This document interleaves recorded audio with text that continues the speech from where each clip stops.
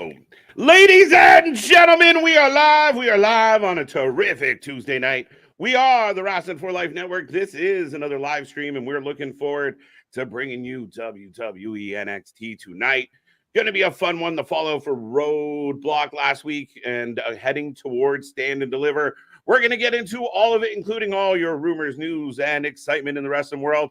So strap in, strap on, grab your snacks, grab your feel-good, folks, and let's go!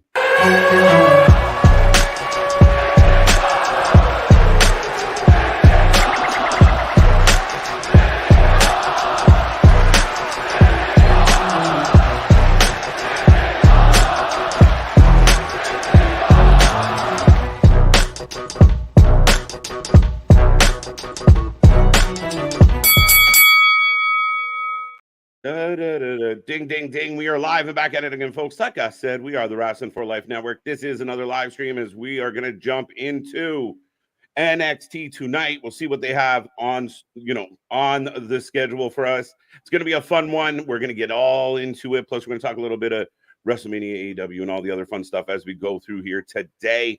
Make sure you get in that chat. Say hello. I see people filing in already. We got about 15 minutes before the show gets started. But I will remind you, I am Mr. Every Night, KJ White, the Iron Man of YouTube, and that is Big Nick. Ladies and gentlemen, boys and girls, children of all ages, the Wrestling for Life Network proudly brings to you its YouTube tag stream champions of the world, the Every Night Delight, KJ White. I am Big Nick, and yes, tonight we have the fallout from Roadblock, and we're going to get whoop that trick for sure tonight. There we go. We're going to get a follow-up to that. Trick is back in the house, especially coming off the heels of what happened at the end of last week. Tony D's our new number one contender. Gigi's in action tonight. Oba's going to defend his belt. Spears is here. Spearsy. So, yeah, we're going to get into all of it. It's going to be a fun one here on the show tonight, Nick. Right, and we've also got the first match in the tag team tournament for the number one contendership for Braun and Breaker's, or Corbin and Breaker's tag titles there. Okay. The same person. Yes, we got Oa out of the mud taking on Legado there, Joaquin and Cruz del Toro there. Very interesting. So, yeah, we're going to get into that one as well tonight. So, yeah, I mean, lots going on in the wrestling world. Announced the big tag team ladder match last night. More build towards WrestleMania. They're starting to post like the already announced card. It's starting to look good if you take my opinion. I'm very excited about what's on the docket so far. Well, your guy won last night, so of course you're excited. Although I still call shenanigans, I still show the replay. I don't know if Gable's shoulders were down. He's out. Shorty G out. Thank you. But do you see? So they just scrap all the momentum that they were going with that. Do we get a three-way? I don't think I like a three-way. They literally just gave us a vignette, just like they did. A couple vignettes. They did the same for everybody else in the match. So no, I don't think there was a whole lot of momentum. I said going into the match, the idea that Gable might take the IC belt to the Alpha Academy made it feel a little bit hokey for me. Not sure I was thrilled with that. Plus, good old Canadian boy. I'm going Sammy. Sammy gets the W, and I'm excited to see Sammy versus Gunther at Mania. I think it's going to cook. I can live with it. There you go. Not so bad. But Damien's in the house. How you doing? I'm looking forward to Gigi and Arianna Grande. Close, but not quite. Close. Also looking forward to Ridge and Shawn. That's an interesting one. Not really sure how we're going to take this whole angle going into this, where Spears showed up trying to get Ridge over, I guess, and Ridge is trying to deal with his anger management issues. Yeah, he's trying to break him. He's trying to get him to snap. He's trying to let out the rage. So Spears might lose tonight and actually get blown right up. We'll see. And he's smiling the whole time, I feel. He was encouraging Ridge to take him out, to hit him last week there. He was doing his best Joker. Hit me. I just can't wait to see who my girl Roxanne punches in the face tonight. Yeah, on site with Roxanne Perez. I would love to see her disrupt every woman's segment on the match until Ava gets her what she wants. I'm down. Anti-authority Roxy, I'm in for it. I feel like she's kind of been doing that, right? A wee bit. It's definitely a running gimmick for her that's gone extremely well. I like it. Gives her a little bit of edge. She's not just like the little baby face. She's got a little bit of zip, and it works. Right. Well, I mean, she's almost more leaning into those AJ Lee comparisons. I feel a Right? little bit with that. A little bit. Wee bit. Good to see you, Christopher. Thank you for the comment. Kevin's in the house. Juan's with us. Imagine everyone chanting "whoop that trick" at WrestleMania one day. I think it's highly possible. Maybe next one. I was gonna say you'll at least get it Mania weekend with Stand and Deliver. Absolutely. And that's your big Carmelo That's your main goodbye. event. Yeah, well, I don't know. Ilya and Tony T. I would put Trick or Mello. I know it's going against the old adage of the world title goes on last, but this is a blood feud. It's been the longest feud you've had, the best feud you've had, and the show with that. Maybe. I could, I think I don't disagree with that. Definitely good. Going second to last. I mean, if Ilya and Tony D tear it down too, it's hard to say. Either way, I'm not going to be upset. I'm happy to get both those matches. I think one could follow up the other one. Like if you switch that order and had Tony and Ilya try and follow up Trick and Mello, It's a little, it's going to be testy. Eaten alive. They could, yeah, for sure. Seth would not last 5 minutes with a superior athlete like Oba Femi. Oh, going after Seth already. Oba wants that belt within 5 years. So, I mean, let's give Seth a little bit of credit here. I know he's right? out there, the walking clown emoji, and Oba's a grown man playing with boys here. Pause all the way on that. But I don't to say that Seth wouldn't last 5 minutes with him. That's a bit of an over exaggeration. I get the joke, but yeah. Bold statement in the wrestling world, but good to see you, Juan. Alexis saying CM Punk returns Monday, March 25th on Raw. Yeah, it's going to be a big one in Chicago. So you can imagine what that crowd's going to be like. It'd be very interesting if they try and work him in to WrestleMania in some way, shape, or form. I've seen people throw out the idea of special guest referee, which to me, he hates both of them. So what are we doing? Could you see Drew trolling everybody in Chicago? We kick off this show. You hear, look in my eyes, and then out comes Drew. Yep, 100%. And I would be totally in for it. It'd be fucking great. What's going on? Mick and Scott, how you doing? Eric Davison, Dale's back in the house. Eric Tate, I see you. How you doing? James in KC is with us. We still got about 7-ish minutes to go before the start of the show. So actually even less. But yeah, folks, make sure you get in that chat. Say hello. Cool Gamer back with us. Right, James. What up? But so do we want to talk about you were on a pause for the cause when this went on Raw, but the Maxine Dupree, Candice LeRae, the people are more tweeting about their being outraged than I see any sort of actual outrage. The whole thing just seemed awkward and clunky. And the bringing up the dead brother thing I missed initially, but it's weird for people to like dig into that more. Like I'm pretty sure she knew about it beforehand. Yeah. So here's the thing with modern wrestling and modern wrestling fans, and you and I have talked about this before, Nick. So nothing groundbreaking, but wrestling consistently gets told that it's fake, it's not legitimate, It's just theater. It's just, it's just a soap. Yeah. So, okay, fine. Then you do some real shit and people go, oh, I can't believe they said that. I can't believe they actually did something real. Why would you say something so mean, so harsh, so bold? So it's a slippery slope and it's a bit of a tricky. You guys are muted. Are you sure I can hear you? I can hear you. Can y'all hear us? Put your hand up if you can hear us. Maybe it's just Wesley. Are you on the vitamins, sir? Check your volume on your YouTubes. Actually, why didn't I just check? There, but I don't. To me, I watched it. Watched the whole. I missed it. I didn't even know it was about her brother. I didn't know that part. I just saw Candice confront her in the corner and just start dog walking her about this is why people boo you. You suck and everything. And I was more saying, I think that the company putting Maxine just out there to begin with is more setting this girl up to fail because she's not. She's greener than a fucking pepper tree out there. I could say something else, but we're still early in the YouTube video, so I don't want to get flagged. Yeah. And does it kind of feel like some of the people out there felt like there was blood in the water already having a Maxine story? So this is a little fucking chum to lure the sharks in addition to what they were already jumping on? A bit. I mean, they were already talking about it, and if you're gonna go with it, go somewhere with it. But that to me, the whole segment wasn't, "Oh, I feel bad for Maxine," or, "Oh my No. god, I can't believe they said that." To me, it just seemed so clunky and awkward and just out of nowhere in the match. Like, it was Yeah. already a slower night, I felt, because it was a lot of promos, and then just in the middle of the match, we're just having a promo and Angle, like, taking up a solid, like, 2 minutes of the match, I it missed felt it. like.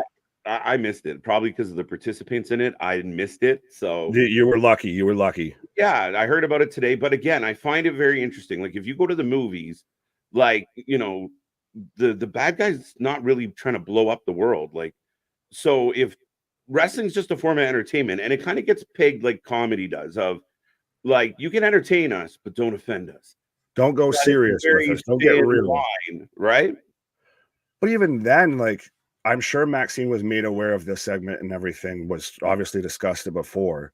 It wasn't like, "What about your little baby brother?" with Paige and Charlotte and all of that, to where that was a little bit more shooty than it really needed to be. But I think she Yeah, was aware of that situation going in. It came off more awkward than anything. because they're Everybody's not good. clickbaity headlines of there's outrage about it, but I've seen no outrage. There is no outrage. Again, it's manifested. People love to be offended on behalf of people. Yeah, I can guarantee you that Maxine wasn't blindsided by the comment, like just Mhm. doing her job, and someone's like, "Oh yeah, your brother, eh?" Like she knew it was coming. She knew it was part of what they're trying to do for her, and I think she's pretty content with the TV time she's getting. I just, again, I think we try so hard to just find the shit and everything that just it is what it is. It wasn't a big deal. It wasn't a big Well, part of the show. We could speaking of barely shit hear and everything, though, sorry, that to it. sit there and pull up the whole details and everything about that. No Yeah. one asked you to do that. No one needed you to do that. Like, that's almost, to me, that's worse than anything Candace said, however you could have Mhm. taken anything. I Yep. didn't know what happened with her brother. I didn't need to know what happened with her brother. No. Didn't need to know the fucking details. Now, That's creepy. yeah. Yeah, and people are gonna argue, well, they brought it up, blah, blah, blah. But again, who's in the right and who's in the wrong? It's okay for me to dredge up your past and post it somewhere, but heaven forbid you brought it up as part of a wrestling I'm so story. mad you brought it up. I'm gonna just do the rest of the job for you and explain to everybody in graphic detail what the you were talking about. I'm gonna Yeah, tag eye for you. an eye makes the world blind. I'm gonna make sure for for the next couple days, 1,000 times that you're completely reminded of this. Thank you. Thank you all for that. Right, but they needed to go somewhere with this Maxine Bood thing. It's the only thing she's got over. It's the only attention she's got. They need to send her down to NXT. Yeah, Just send her down to NXT. Let her train some more. She's got a personality. She's trying. Fans got behind her, but she's not good, and she needs a little work. I know the wrestlers came out. She's trying so hard. I get it, but at the end of the day, man, we need more than that. We need, we're in the big leagues. You need to hit the ball. That's just the rules. facts. You send someone down to the practice squad, the G League, anything like that. That's why I'm saying this company is setting her up to fail in that aspect of they're putting her out there with it, and she's not good. It's not getting over. It's clunky. It's awkward. That's why she gets the reactions that she got Yeah. and everything. So everybody, but she's trying real hard. That's So hurting her worse than that because now she's going to keep trying versus trying to get better. yeah, like it's like anything else, man. If Right. you don't got the chops, you don't got the chops. Wesley, thank you for the super chat. I will remind everyone out there, we try and click on every chat message we can, but your only way to guarantee that you get seen is that super chat. So if you feel like we're missing your comment, there it is for you. Support the Thanks. channel. Doesn't cost much, but means the world to us, as somebody would say. Absolutely. If you haven't done so already, hit that like button, hit that subscribe button, be a friend, tell a friend, hit that bell notification so you know anytime we're going live. Yeah, and I'm getting then. I just got then right now, so I think we're perfect. Oh, look at that. So, ladies and gentlemen, NXT is kicking off. So, like I said before, strap in, strap on, grab your snacks, grab your feel good. But we are going to roll through this one tonight. Should be a fun show. NXT was better last week after lagging for a few.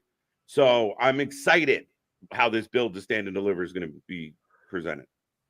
Well, yeah, it's interesting. This is the first week going into true stand and deliver build because Roadblock was like a mini pay-per-view special weekly episode. Mm-hmm.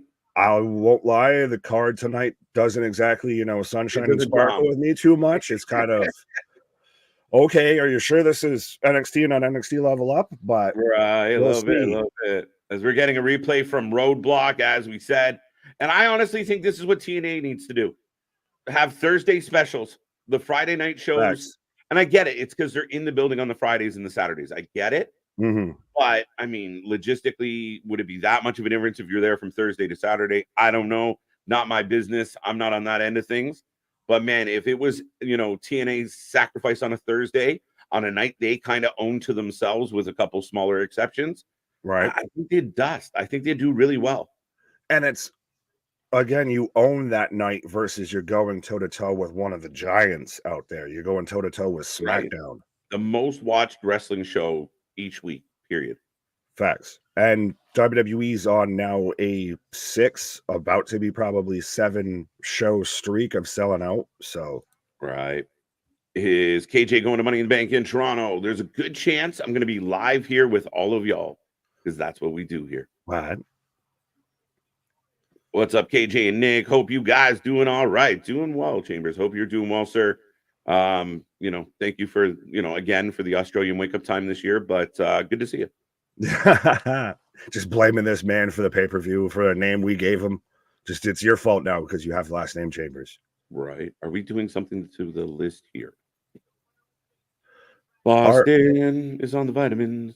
I was gonna say, are y'all seeing some other shit that we're not, or something? Like, I what's will going on? confirm. We're muted to some. We're talking about lists over here. Right. I will confirm that we have audio. I did check that the audio is running on our end. So sometimes people have some technical issues and blame us. Right. So, well, sometimes we have technical issues and blame them. So that's fact. That is fact. The champ is here. Get the knee pads. MTB in the house. Our predictions champion. He's going to get a bit of a title run here because we don't have like a major show in a hot minute. Yeah, I mean, we're going to have to talk about it. Well, that's the thing is it's not. Is there anything really until Stand and Deliver? Honestly, because some smaller shows days past Mania. Yeah, Mania is at the beginning of the next month. We get a couple big shows around 420. So yeah, I mean, time will tell. We'll have to Lady B, hello, with a whole nother, random, wrestler, random pay-per-view, to put it on the line. Speaking of pay-per-views, as we are kicking off the show with the Latino World Order, and they're getting jumped, so we're starting off right away. OTM. What do you got in this match, folks? We take a prediction for every single match. We take a rating out of 10 at the end of the night. So make sure you get in that chat. And again, if you're shy, if you're quiet, you don't want to say too much, you can still give us a prediction and a number. Facts. What's your Christ, number? when you go back to doing the letters, we already got an O or an L. Yeah. What's up, Kyle? How you doing? Maggie, good to see you. Welcome, welcome, welcome. But I was just going to let the people know that. So this is the first round of the tag team eliminators tournament. Everything's tag teams right now in pro wrestling. We got 2 tournaments in WWE. We got 1 in AEW. But tag this team round, there's 3 matches. Those teams go to a triple threat to be number 1 contender to take on Braun and Corbin. Okay, and that will most likely be at Stand and Deliver, I imagine. So right. So yeah, very interesting because we do have this battle going on for number 1 contendership. WWE last night, with Raw, just announced the WrestleMania match, which is going to be fun with qualifiers. Tony's running a tournament, so yeah, definitely getting some tag team love. Is it because we're getting towards Mania season? We got to make sure some people get on the card here. I mean, I don't discredit the tag team love. I love it as a member of a tag team, but still. Right. Richard, good to see you. Is this match off to a rolling start? So who you got, sir? Who you got? Ooh, this one's a toughie. Are they going to give Out the Mud some love? Nah, LWO is more eyes if they last longer. I'll go LWO. I'll go OTM because they're in-house, and they need it. Yeah, they could use some big love. time. Do they need it? If they lose this, especially first round, what are we doing here? What are we doing? Yeah, I don't think they kind of feel like other NXT talent that when they first get in there, they haven't quite figured out what they are yet. So it comes off. We don't love the name. They got kind of a good concept. They just haven't really delivered it well. So, and we've seen that before. Will they kind of find a groove if they get a little bit of a push here? You almost need to do 2 things. as double tope, mid rope tope from Legato onto the outside here. But I would maybe get rid of Reggie, or Jada Parker's more the mouthpiece than Reggie because she's over. Sorry, Reg.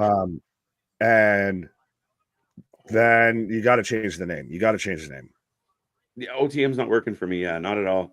It doesn't. Yeah, again, I think it gives my natural perception when you say out the mud is not what they're presenting.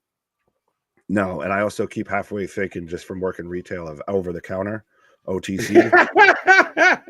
So I'm like, fair enough. I mean, what the dude's name was Scripps earlier. Let's not say that it's a far-fetched concept here. Over the counter Scripps. Here we go. Right. I wonder what is next for Dijak. Maybe he puts over Oba Femi at Stand and Deliver.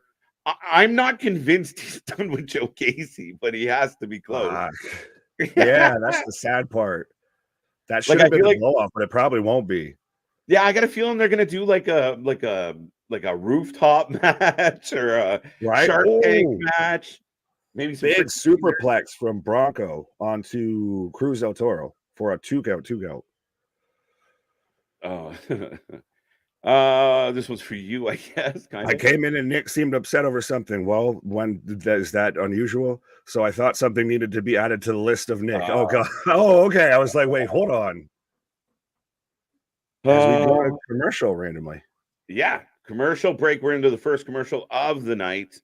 $400 minimum for all access, which includes Trish in Tirana.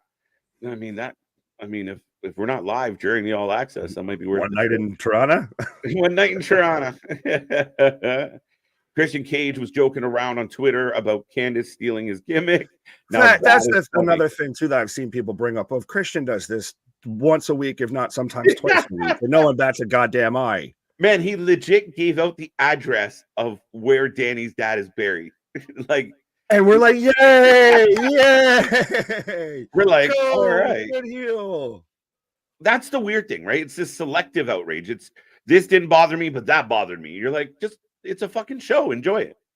The little pink pixie lady, or the little purple-haired pixie lady, shouldn't be out there talking about dead people, dead brothers and everything. But the guy with the turtlenecks that looks like Canadian Steve Jobs, he's fine. He's stealing everybody's kids, but hey, right? But legit, people put out when he gave that address in Buffalo. And you pull it up on Google, and it's just a graveyard, and you're like, "Oh shit!" Yeah, that seems like a step further in my humble estimation. We bet. Right. I got I'm sorry. I'm just seeing everybody taking OTM. By the way, we got a lot of OTM supporters here. Right. EQ, what up? Oh, go ahead. No, Joaquin's gear looks like Nickelodeon. He's a little colorful. It's the lucha. Be bold, be bright. We're good. Right? I mean, well, he was DJ Zima Ion here at one point here. So. No. Oh, wait, where's my button? Wrestling for life. Good enough now. I can sync up with it. That was pretty close. That might be proof that I'm automated here. I'm CGI. Just AI. I'm AI. Practice. Out the mud for the win. So yeah, most people taking nobody had any faith in LWO, eh? I think they got bigger fish to fry, especially with Ronald Mysterious back now, looking, all gray in the beard. Yeah, looking aged. He's on his final little departure here. Does Ray get a send-off if and when that time comes? Oh, 100%. And it'll probably be someone like Dragon Lee or maybe even Andrade. I think that would be a classic match, is the two historical lucha families having Andrade retire Rey Mysterio.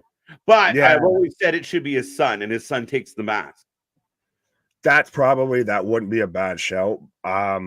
Does he get does it just build to a match, or does he get the retirement tour? Does he get a farewell tour? Well, I could see them giving him a little bit of a tour, a little bit of love. Yeah. I don't think they're going to give him tag titles and then have somebody go through a pane of glass, but they'll do something. Yeah. And then just drop it the next night. Scribble. What now? Gacy and Dijak had 2 stip matches already, and Gacy lost both. I hope Dijak moves on. I'm kind of with you. I'm not advocating. We all do. I just got the feel of like Gacy's still having so much fun. It's like, do it one more time. Do it again. Do it again. It's we made the joke multiple times. It's Batman and Joker. I guess we're just destined to do this dance forever. Right? Kind of. Like, so I don't know. Dijak is an interesting character because in ring he kills. I mean, sometimes I like his gimmick. Sometimes I think it's a bit too much. But in ring he murders. So at the end of the day, I'm a fan. Do you see him as an NXT champion? Do you see him skipping that step, going to the next level? Can you find a way to get him back onto the main show? Are you asking me or just talking out loud? Because I could give you answers. I'll take all the answers.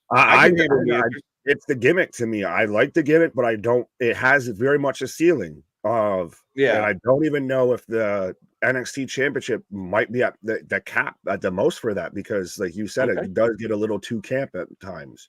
Yeah. As we're back to action here maybe they bring back the Boiler Room Brawl. With just making a guest spot. Dude, did anyone else see what I just see?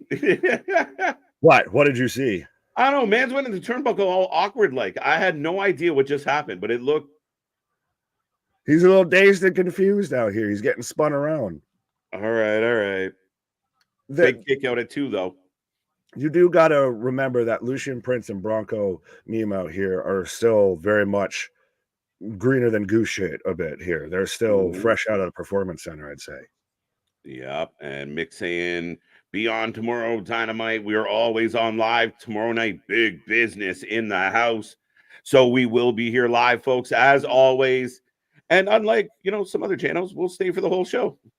Right. And if you're muted or you think we're muted or anything, you can just look above that beautiful bearded man's head beside me there, and it tells you exactly we will be here live tomorrow for big business right there. He gets the next show. I get the title above my head here.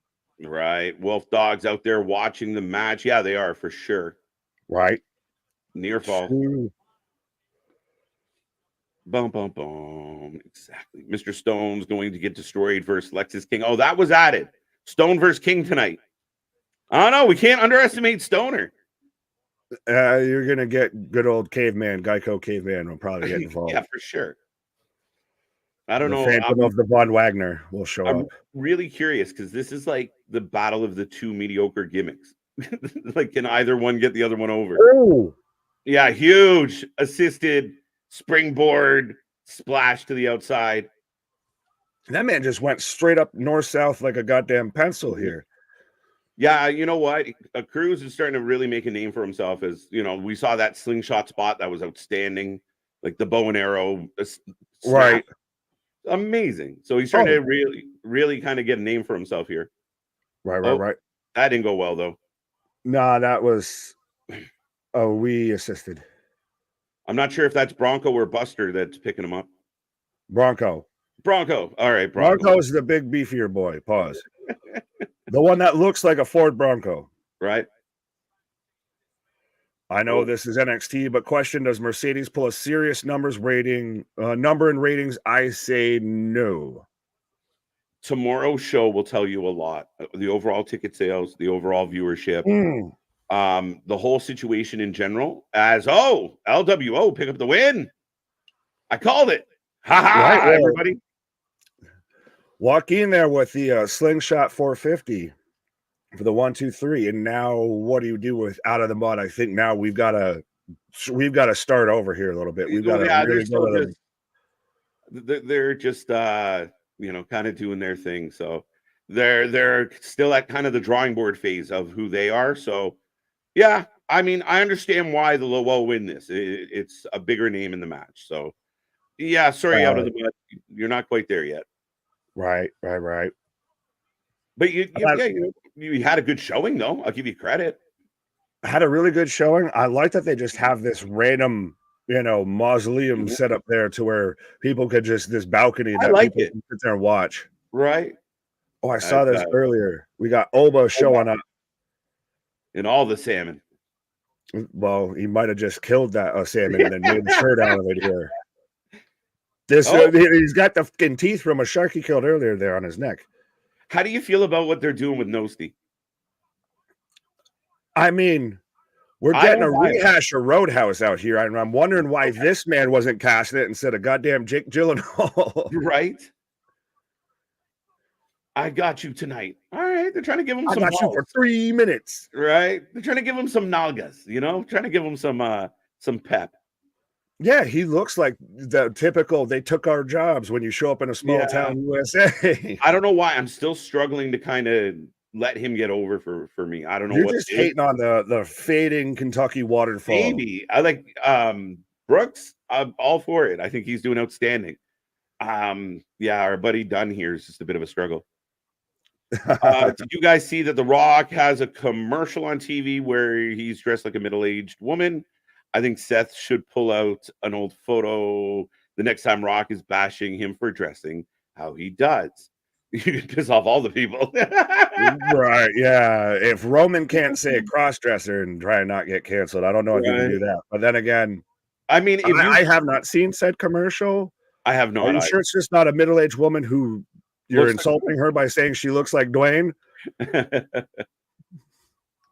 Yeah, no, I mean, go for it. Like I said, I don't shy away from the envelope, but as long as they're on Fox, they will. they might have to wait for Netflix for some of that fun stuff. But see, I don't think that's, again, we're children of the Attitude Era, so it's not that bad of a lean into that. Like, sometimes you gotta fucking crack a few eggs. You gotta stir a little bit of shit up there to get some fucking attention. Laugh a little.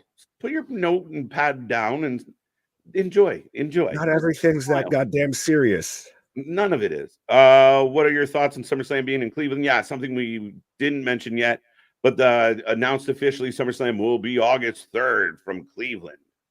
Let's go. I feel like we already knew that, and then Logan just made it official. Logan versus LeBron. I saw him put that out there, and even Hunter's like excited about it, but let's maybe work some of that stuff out here. Mm-hmm. I like it being in Cleveland. I think it's the first time they've been there since, I want to say, like 93 or something like that. It's been a hot minute. Yeah. It's not going to be in Tampa or anything like that. It's not going to be in an actual warm climate in the middle of August here. So, and it'll be interesting because I think they're doing it where the Browns play, which I think holds over 60,000 people. Does it hold that many? I want to say if it's the Browns Stadium, it's an NFL stadium. Yeah, so they're gonna try and pack it. And I mean, we've already talked about 50,000 plus in Australia. They're gonna sell out in Toronto in June. They're going to France and Germany. They're gonna sell out those places, even though I know they're not the biggest of venues, but they're gonna sell them out. Then we already had Rumble at Tropicana Field. Mm-hmm. Mania has already sold over 100,000 tickets over 2 nights. Yeah, and in SummerSlam, another big stadium show. Man, they're doing some big things.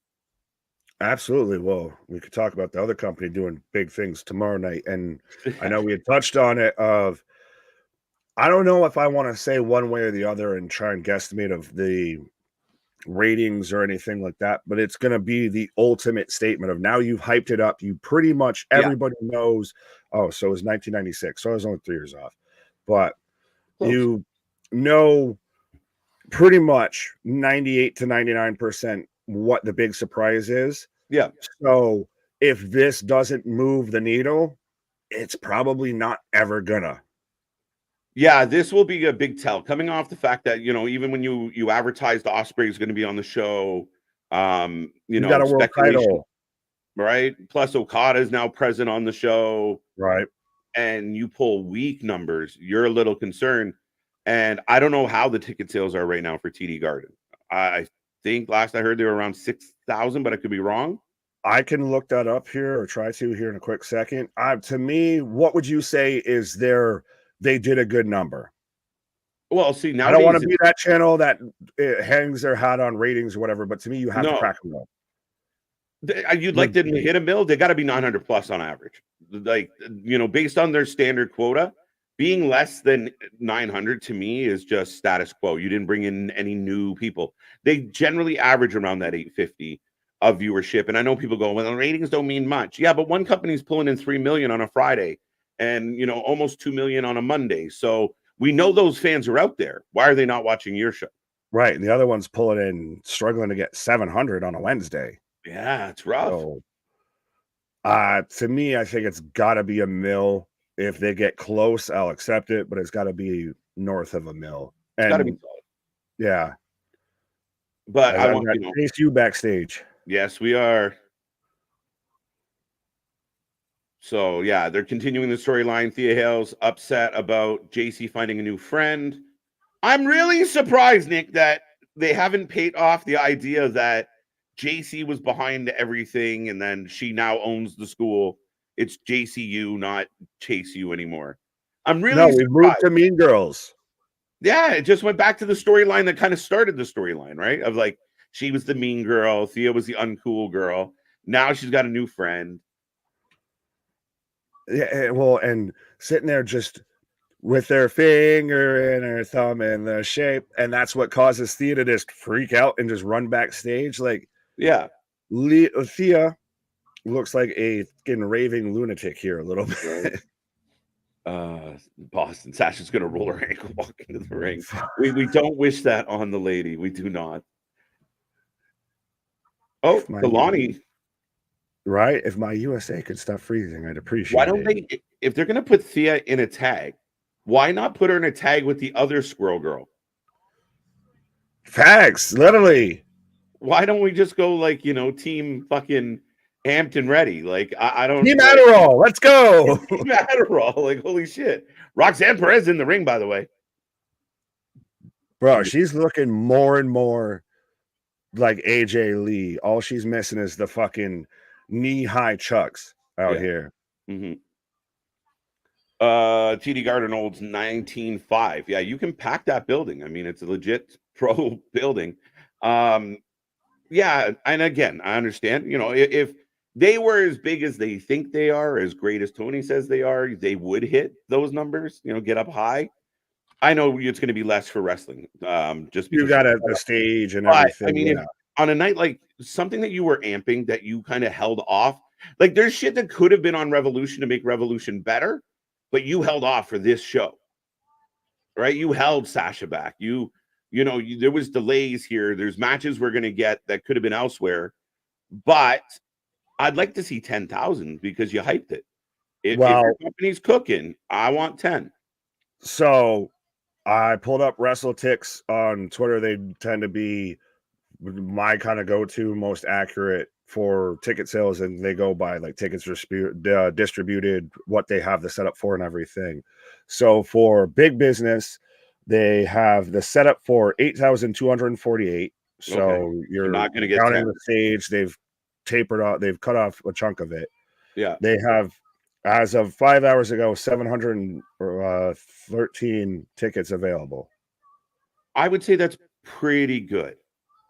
Like I'm like, that's not bad. Could be better. I don't want to say anything because we're trying to say nice things, but I scroll up and as of 4 hours ago, I go to Friday Night SmackDown. Current setup, 12,122 tickets distributed, 11,819, a total of 303 tickets left available. And that's at the FedEx Forum in Memphis. Now, granted, you've got Dwayne showing up, you've got all of this.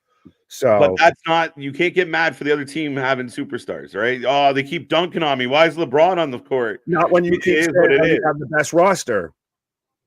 Yeah, it depends on who you ask and how you view it. Dave, you know, we got the Meltzers of the world that will tell you that one company has the best roster ever assembled, and that might be true. But that, if that is true, then undoubtedly the person booking it has not done a good job. Right. Sorry, we're getting a true heel turn here. Yeah, this is wicked. From Roxanne. She cuts right into the camera of screw you guys. Screw all of you for booing me. No one was booing. I was saying boo, see? I don't care about anyone stupid. Yeah, she definitely digging right in. I'm the most decorated woman in the history of NXT. And she's only 22, folks. She She likes again. being what? No, I was just gonna say they have had nothing but a run of blue chip upon blue chip prospects through NXT. And listen, some people did give WWE props last night, and we'll see it again here tonight. But you got to imagine, when was the last time you watched a wrestling show and you got about over 2 and 3/4 hours in before you got the first men's match?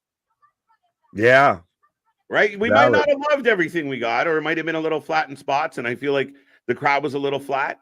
But dude, that's pretty cool. Oh, absolutely. And again, though, this works perfectly because she's a fully justified heel, and that's one thing that WWE's managed to kind of keep striking gold with here. They make their heels justified. They have a valid reason as to why they're pissed off, and there's a collective that probably agrees with her fully. I mean, we've talked about it. She never lost her title. And she got a clap. She got a nice tennis clap from the crew. A smattering of applause. Like the crowd kind of had that moment. Like, yeah, good point. All right, valid, agreeable, acceptable. You're still little. You can't say little Roxanne Perez when you're still little. Very little. It's so adorable. I was going to say, sweetheart, I feel like you need a high chair to drive the car. So.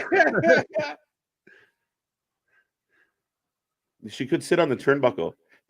I think that we need to, if I'm being a little bit critical, she's kind of banged her point. Like, I feel like we're starting to trail a little, like, cut her off. Keep it hot and get her off. Get concise. Get you bringing it, trim it down. Get it more, like I said, concise there. You made your point, fucking move on. Yeah, you can't circle back that third time and just continue to say, like, we get it, you're a badass, you're angry. Right. This is when you turn a 2-minute promo into a 5 to 7 minute promo. Yeah, it's just stretching a little bit long, and especially with Perez, you're trying to get used to her in this role. But I mean, now at least finally we're out of there. She named her target with Lyra, and now she's calling out Ava.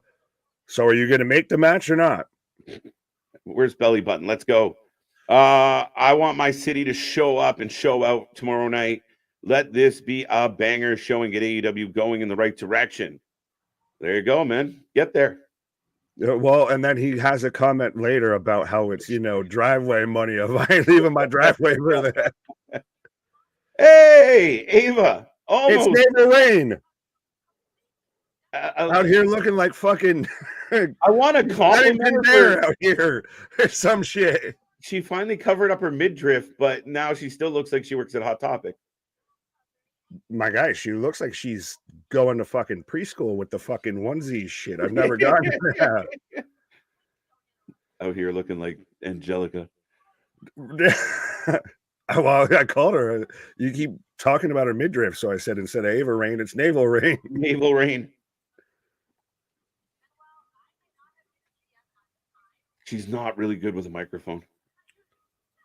Oh, was that Paxley? Yeah. Damn. Now? She was just a big black blur there. I was like, who is that? Popped out of nowhere. She's making a damn good point. I mean, it was a good promo.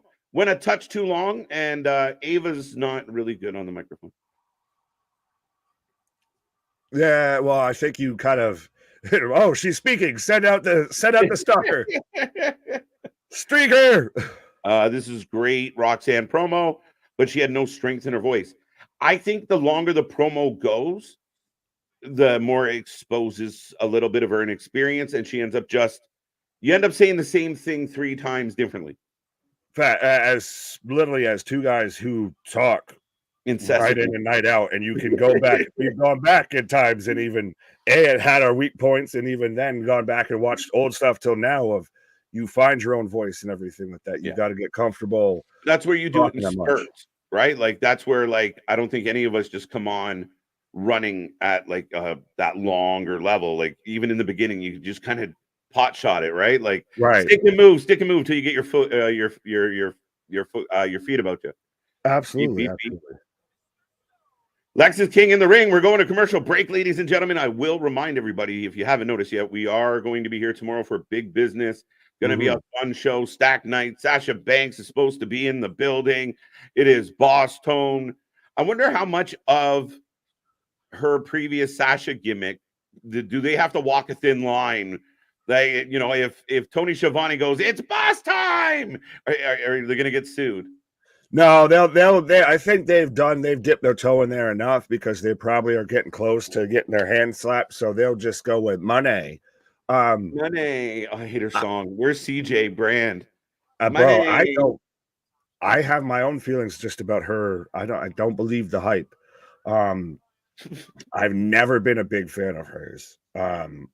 But how do you feel that you already might be off to a sour foot with AW diehards, tribalisms, and everything like that, with when she's out there talking in interviews about, well, when I go back to WWE, and they're all, you ain't even been here, and you're already planning on leaving? Oh, no. People are mad, but listen, I think a lot of wrestlers might pull this stunt of go work for Tony for 2 years, collect cha-ching, and then, you know, take a bit of a pay cut to go back to the show. Yeah, she's like an NBA player when they kind of get cut from a team, they go play overseas for a little bit, then they come back in the G League and they work their way back into the league. Right. But Buff Bagwell was rudely disposed of from WWE. That's a complicated story. I think that's, you know, yeah. It's got a whole different can of worms here and everything. Like, how did we transition to the invasion angle? Right. But we'll see what Sasha can do. I mean, again, people got really excited about Adam Copeland. The needle didn't move. People got really excited about like a Daniel Bryan. You know, the needle moved for a little bit. But you have a lot of talent that's come in and not moved the needle. So this is a big test. You had Okada's first match on AEW, announced match, as a member of the AEW roster, which even like I've seen Tetsuya Naito and all of that were surprised that he went to AEW instead of WWE with all the pomp and circumstance of leaving New Japan. It's like, so we'll see you back in a week now here. But you did, I think they did around 700, I want to say, or 750-ish. Yeah.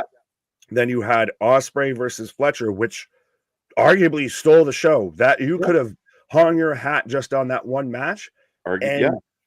Because of everything beforehand, because of everything that led up to it, it did literally your lowest quarter hour, 2 quarter hours throughout the whole show. Yeah, I mean, again, that's your concern is like, okay, now you got to start looking internal and saying, okay, what's happening? How do we get more people to tune in? How do we get more people to buy tickets? How do we make this the destination? Now, a lot of us have surmised a lot of the answers to those questions, but Tony has to have a heart-to-heart with the mirror. And, you know, so maybe when the dust clears from that mirror, he can stare at it for a second, and he needs to figure out why. You can love it. You can think it's great, but people aren't watching. Why? I don't know if it's just Tony anymore, though, because I saw a quote, and I can try and find it here in a second, but it's Danielson talking about when I guess at some point he was on WWE Creative's team when he was towards the end of his run there and everything, and he was saying something about Vince calling him about what Dynamite's doing, and he was talking about how Dynamite, their formula right now is successful, but they could make some tweaks on that. I'm like, define successful, Mr. Danielson, because right now, I don't know if I would say that. That's been the struggle. I mean, and we've talked about this a lot. And folks, we are on commercial break as NXT. Oh no, we're back. Oh, sorry. Hey, look, we were getting an Olive Garden commercial. Don't be fooled. It is, you know, the family. Yeah, I thought we were getting some Olive Garden up in this house. Why does Rizzo have the deepest voice in the entire fucking group? She really does. He sounds the most like the boss out of everybody in this goddamn family. Like, hey girl, how you doing? I'm well. Ah! Right. You come to me on the day of my daughter's wedding.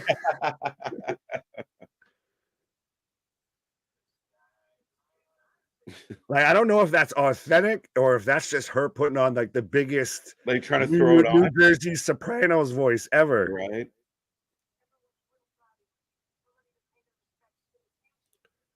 She really digging in, bro. Like, I mean, I'm a good paisan, so I'm a little, how you doing? But at the same time, like, I don't need to feel like I'm going to get whacked in the middle of something here. Pause. Allegation. Yeah, that's a tough one. Middle of the night, being like, "Hey, baby, you awake?" They need to pay their respects to the boss.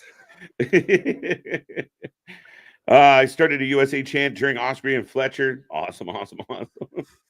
Will Osprey versus Okada, the Rainmaker would be a good match, but there needs to be a background videos from England and New Japan.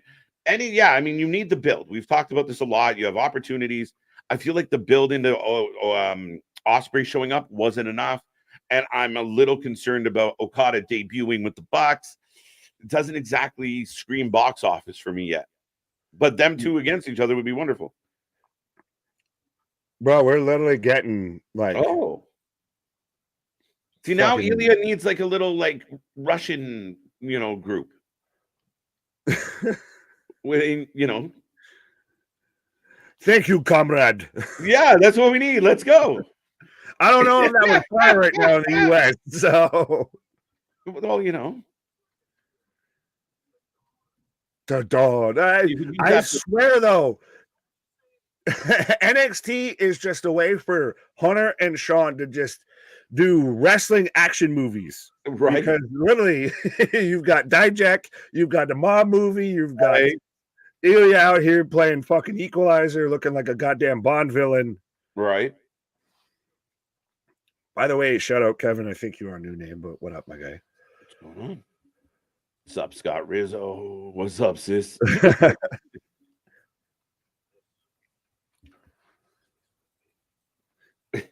I don't know. Nice. Let me have a corner. What? I feel like they only have certain sets. Like they have the Italian restaurant set, they have the prison set, they have the locker room set. Yeah, they have this, and then they have eyes. They're about to whack Ilya here. I told you, Ilya needs a crew. Get that Petrovich girl in there. But I like this though. Even he's the Don here. I mean, would you show up? Who the fuck is this guy? It's Uncle Anthony. It's Uncle Tony. This looks like QT Marshall just walked off a fucking golf course. Fuck are we doing out here? Did they kidnap him? Not again. We did this to Kofi, didn't we? Coffee. Right. Well, where do we need Ray Liotta out here? I always knew I wanted to be a gangster. This is the start of Goodfellas right now. Right. Woke up this morning and got yourself a Russian. Who's the girl in Sopranos? Jamie Lynn Sigler? That was Mello. No, Meadow. That was Tony's daughter. There you go. As Mark Stone, Mr. Stone coming to the ring. We'll see what kind of stones he has. No, he's rocking the mini Bianca braid. I disagree. Sasha is not overrated.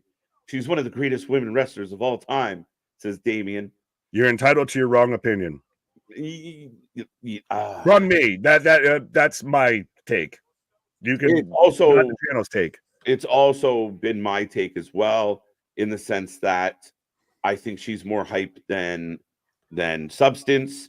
And I do believe she's had some outstanding moments and outstanding matches, and she can definitely be a top star.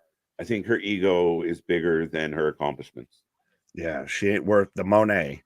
But we got Lexis King versus Robert Stone. So let us know, folks, who you're taking. And then Damien goes the other way. Fuck Charlotte Flair. Listen, Charlotte's gold, and I will fight that. I'd fight that good fight any day of the week. Everyone looks past her athleticism and what she can actually do. I mean, she's been outstanding. Let's be honest, folks.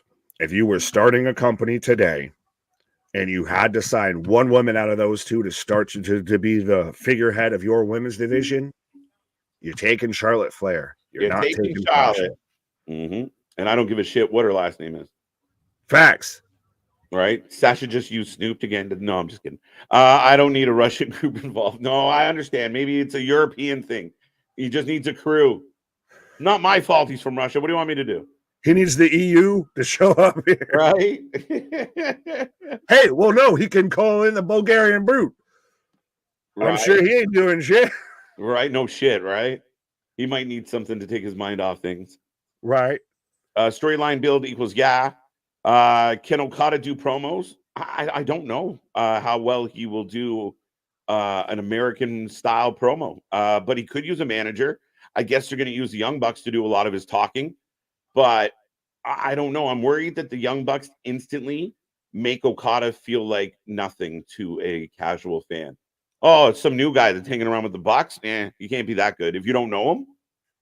Facts, and I'll say this as I've got Lexus King into this match here. Yeah, but I got into it with somebody that's one of the hodors there when it comes to AEW about, well, this is what Okada's been wanting to do his longest time, is just to be a fucking comedy shtick and everything. I was like, since fucking, I didn't know you knew him personally. Since fucking when? Like, this is the same guy that was having 5, 6, 7-star matches in New Japan, was literally the alpha and omega, the end all be all, was Super Cena times 10 over in New Japan. And now he just always, it was his lifelong dream to just be a fucking clown hanging out in the circus. Big crossbody by Stone for it too. Tiffany versus Charlotte Flair. We started the Charlotte versus Sasha argument in the chat, so I like it. Stratton versus Flair moonsault challenge. Let's go. I'm in. That's a future title match. How did that not hurt Lexus more than it hurt Robert Stone? He just ran and just hit him with his crotch behind in the back of the head. Yeah, I didn't. Yeah, okay. That's awkward as shit. Yeah, big 2, win. 3, jobber squash. I'm glad he changed up his finish. The double underhook neck breaker. It was better than that roping neck breaker. Cody cutter. He just did the Cody cutter or the crossroads. Sorry. Now he's gonna do it. Here comes Wagner. The Phantom of the Wagner is here. That's what they should have did with him coming out of the bronze spot where he crushed his head. He should have been like half cyborg on Pawn Return. That just Kane. I mean, Christ, Kane's whole thing was just psychological scars. He just looked more like Krusty the Clown when he took his mask off instead of just this disfigured monster. Right. Major on Impulsive. Yeah, what did he say today? This is where he announced the that's okay. Yeah, SummerSlam, because they had the Cleveland guy announce it, and that's when he's like, I want the Miz there, I want my brother there, he wants all the Cleveland guys there. Right. But that's where, I mean, again, where I know the people that don't want to root for the WWE in 2024, but they're missing like the genius of everything this company's doing right now. They have Logan Paul announcing stadium shows. Why? Because people are listening. People who aren't wrestling fans are listening. This is an actual attempt to grow your audience. They just have every asset and they're accessing and using it. We've got an announcement for WWE on Logan Paul's show. So even if you don't watch, WWE, sorry to interrupt your podcast listening. Here we're going to talk about WWE for probably a solid half hour. Much like I've said, we're at the Oscars, we're in major movies, we're here, we're there. WWE, wrestling. I'm not going to say company lines. Whoa, shit! Sorry, Dijak. Somebody called it earlier. Yeah. Once you finish playing around, I mean, he's the only guy on the roster who can look him eye to eye.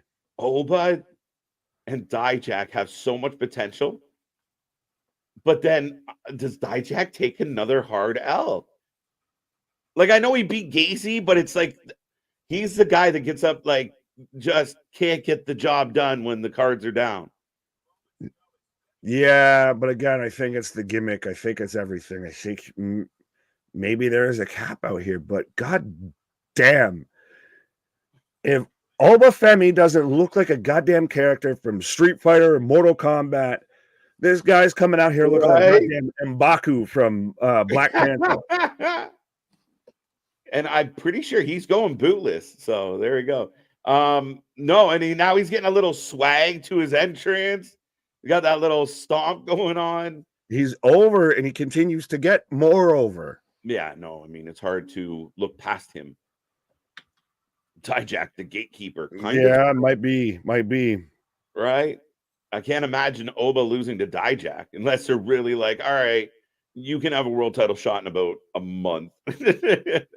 That's the only way you do it is if you're launching Oba to the world title.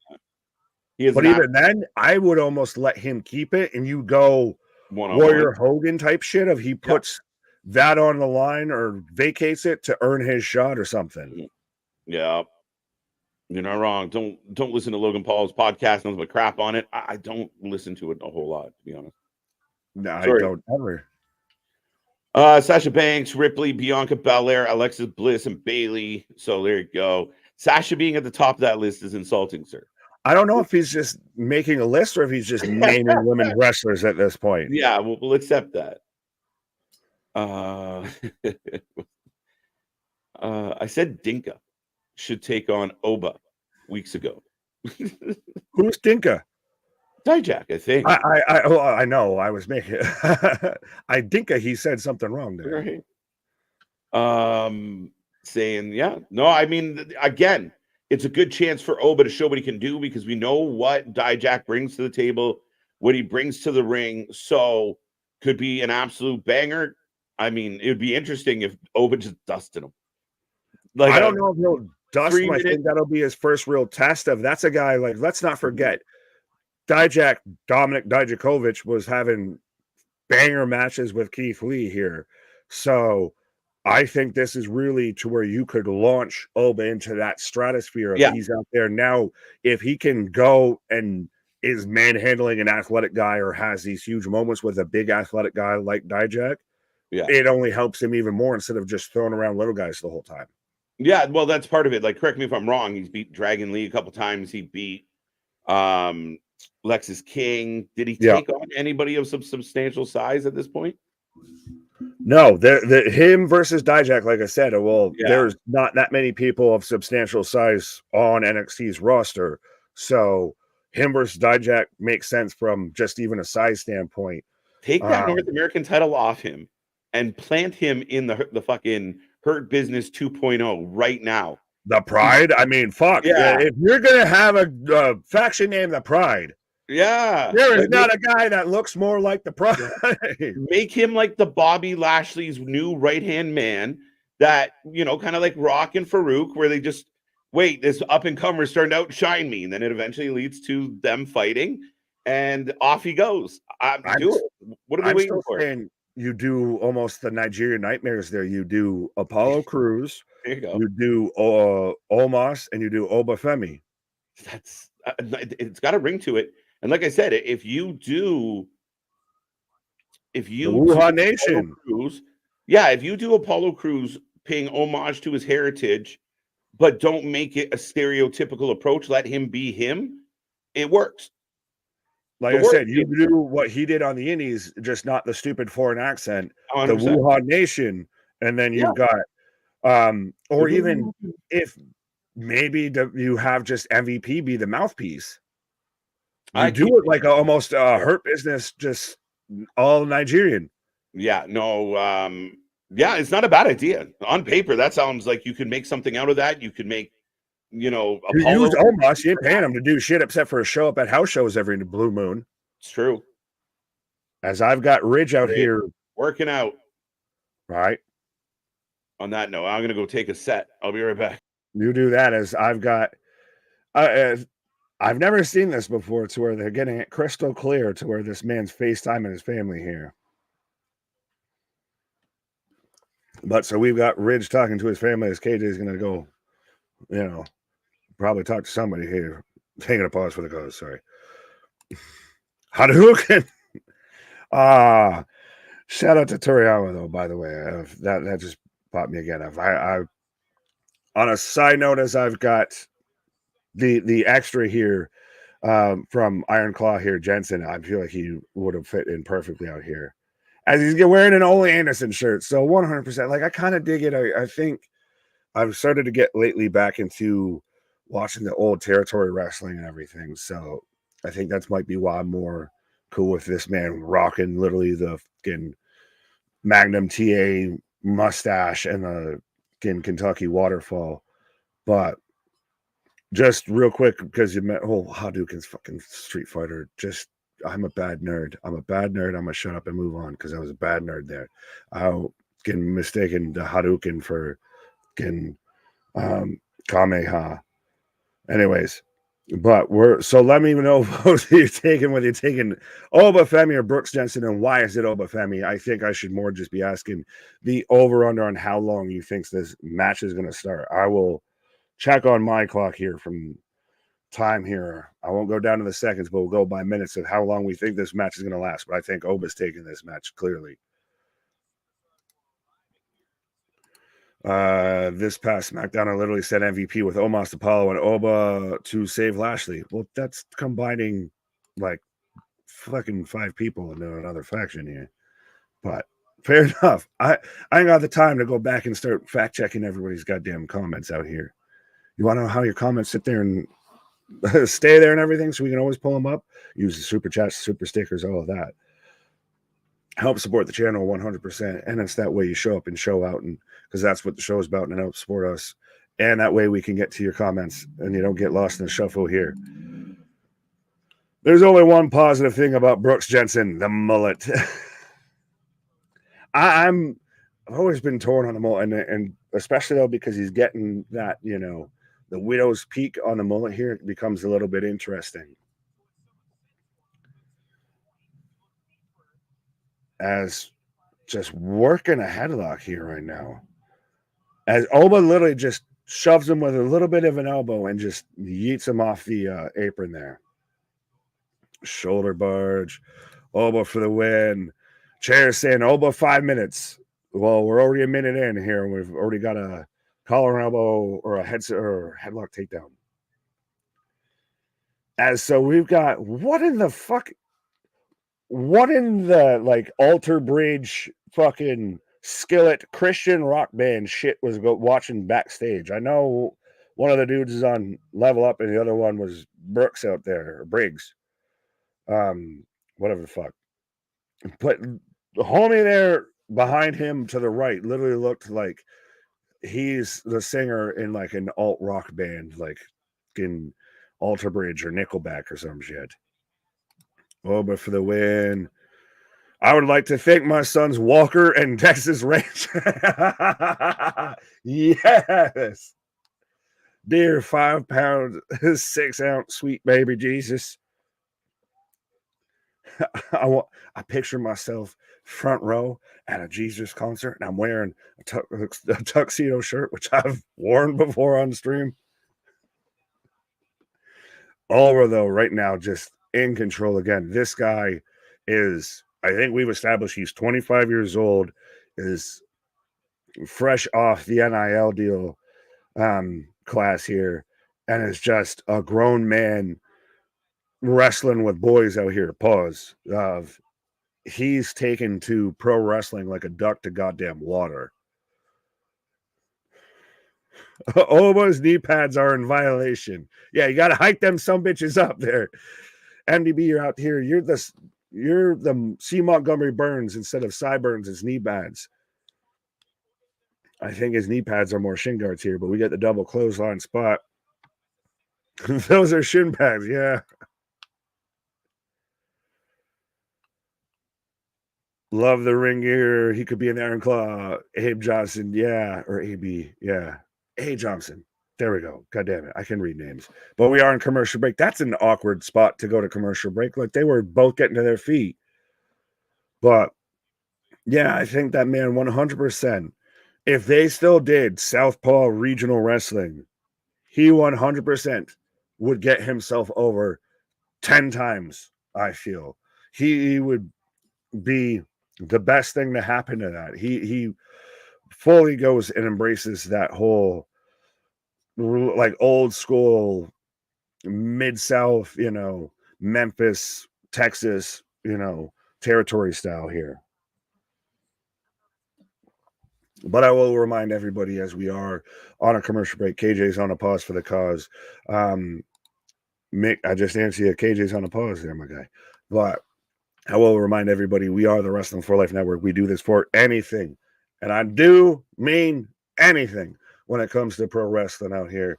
We will be back at it like a jackrabbit tomorrow for Big Business. Then Thursday, TNA Impact, the fallout from Sacrifice. You got a 33 and a third % chance. Then Friday, we're in Memphis, where we might get The Rock singing a concert on Friday Night SmackDown. Plus, as well, we've got Rampage that night. And then Saturday, we believe we may be here, we may not be here for Collision and Wrestling Revolver as well. Sunday's always up in the air, but absolutely, that's why you hit that bell notification. That's why you hit that like button. That's why you hit subscribe, because you never know when will pop up, and nobody does it like we do. Again, often imitated, never replicated, never duplicated. Who would be a great opponent for Dempsey at Stand and Deliver, as he is Heritage Cup champ? Valid question, and especially when he's saying, I would defend that belt better than you. Fuck. You know what I just thought of? And don't let KG hear me say this, because he's going to have me go back on all of my, petitioning for Chad Gable.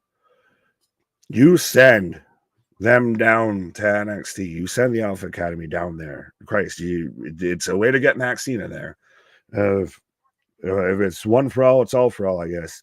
But you have Chad Gable versus Charlie Dempsey, actual former potential Olympic wrestler, versus Dempsey out there training with the brother of an Olympic wrestler, Baby Regal, for the Heritage Cup, to where it's actually more of that pure wrestling style, that literally that tactician, that technician style wrestling. I think that could work. And I could see Gable being an NXT World Champion if we're going to move him down. And there's nothing saying that it's theoretically a demotion, because we've seen it with Becky's gone down, Corbin's down right now, and I think it's helped revamp a lot of people. So maybe that's what you do, because outside of that, as far as somebody on the NXT roster, let me know who you guys would take for that, because I can't think of anybody outside of maybe an Eddie Thorpe. But where's Eddie Thorpe, by the way? He's the guy who I could see taking on Oba. But that would be my only guesstimation here, as we're back from commercial break. Elbow from Jensen to the back of Oba on the outside here.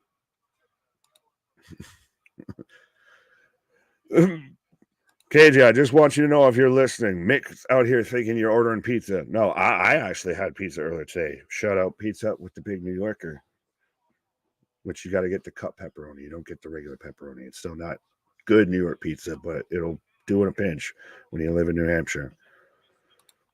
Oh, but for the cup, he's just going to start just becoming the trophy hunter out here. He just starts taking over everything, as he's just hitting back-to-back back breakers. Try and say that 5 times fast.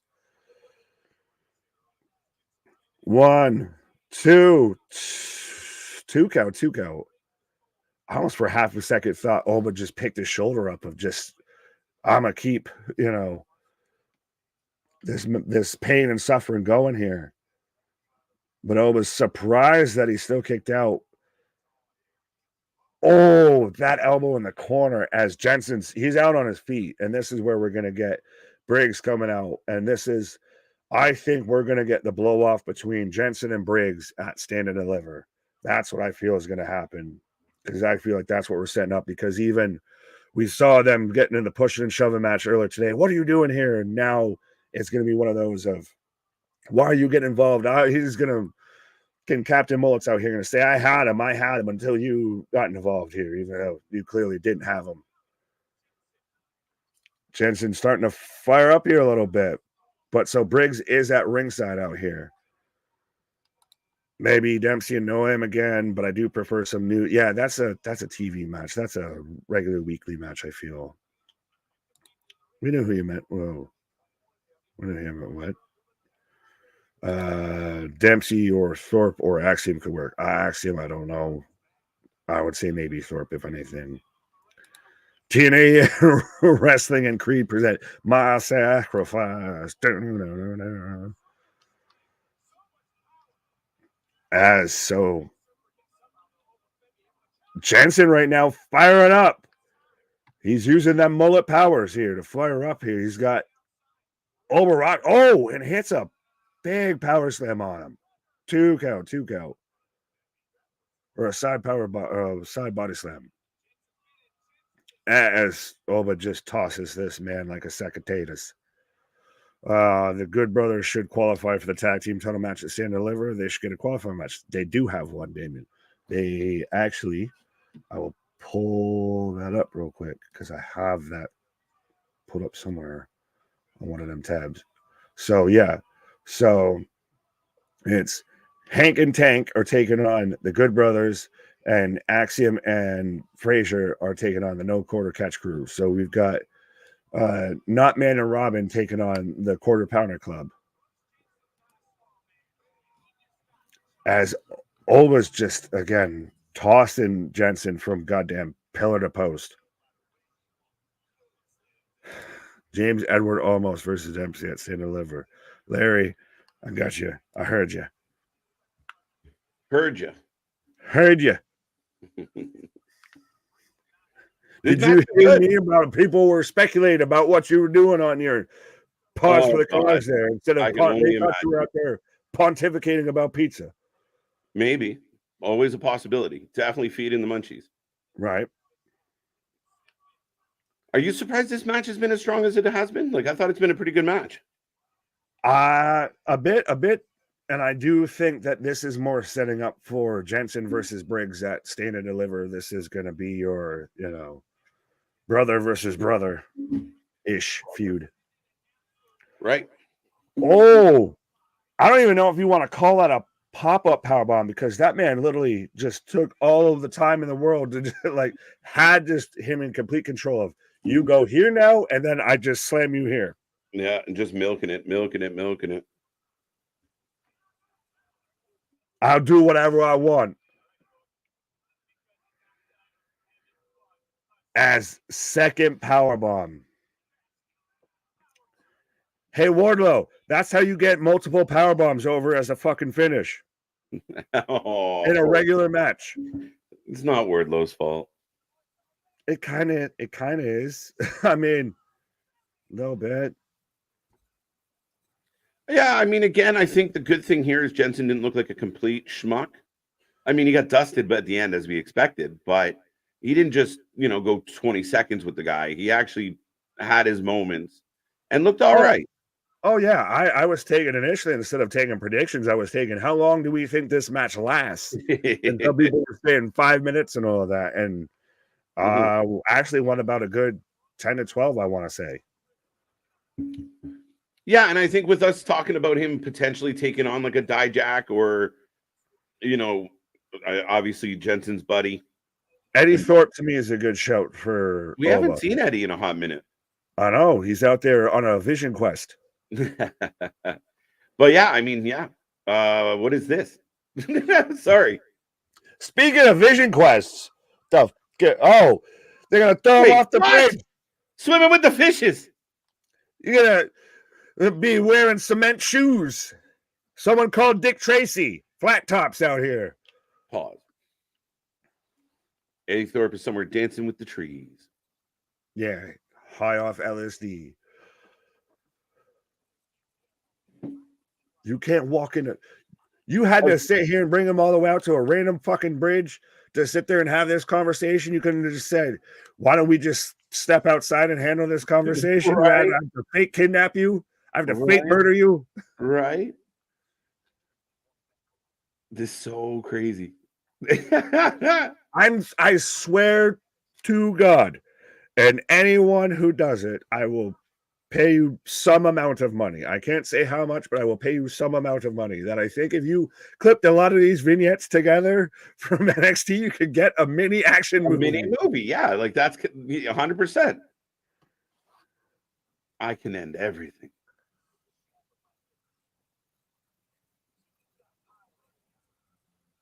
Oh, this is interesting. Show me what you got, Don. You'll be swimming with the fishes, Nick. No, this is honestly, to me, Ilya is the better of the two in this. Like, I know I got to go for the Paisan, but I'm just more of saying of even show me what you got, like the intensity. Yeah. But Tony's out there just doing the stereotypical, I control everything. He's just doing a poor man's De Niro. Yeah, they might have been better suited for something in ring where they could really kind of just dig into each other a little. No, you have this to where you keep it in the restaurant and they pull each other real fucking close and they look each other real in the eye, right? And it gets real intense and everything. Instead of just this random mini episode of The Sopranos. Right, as we go back into commercial break. But yeah, I mean, this show continues to roll on. I thought it was good for Femi. Yeah, I mean, again, we're following the saga that is, you know, the Don versus the champ. I mean, where is this going? I just keep thinking of it's something Pines or whatever. It's an episode of The Sopranos to where you got Paulie and Christopher out there trying to get rid of this Russian guy. And you know that guy we were trying to whack? The interior decorator. His house looked like shit. I was like, that's all I can think of is it's with this. I'm like, right. This is literally the Pine Barrens. That's what it was. Is Don the heel now? Yeah, kind of. He'd be the heelish one of the two. You kind of have he ever been babyface or heel? He's just this enigma. At a time, yeah. I think they lean more heels more than not, but they were definitely babyface when Tony first came back, going up against Joe Coffey and the boys. So, sorry, no, I was saying with Ilya. I don't know if Ilya is always babyface or heel.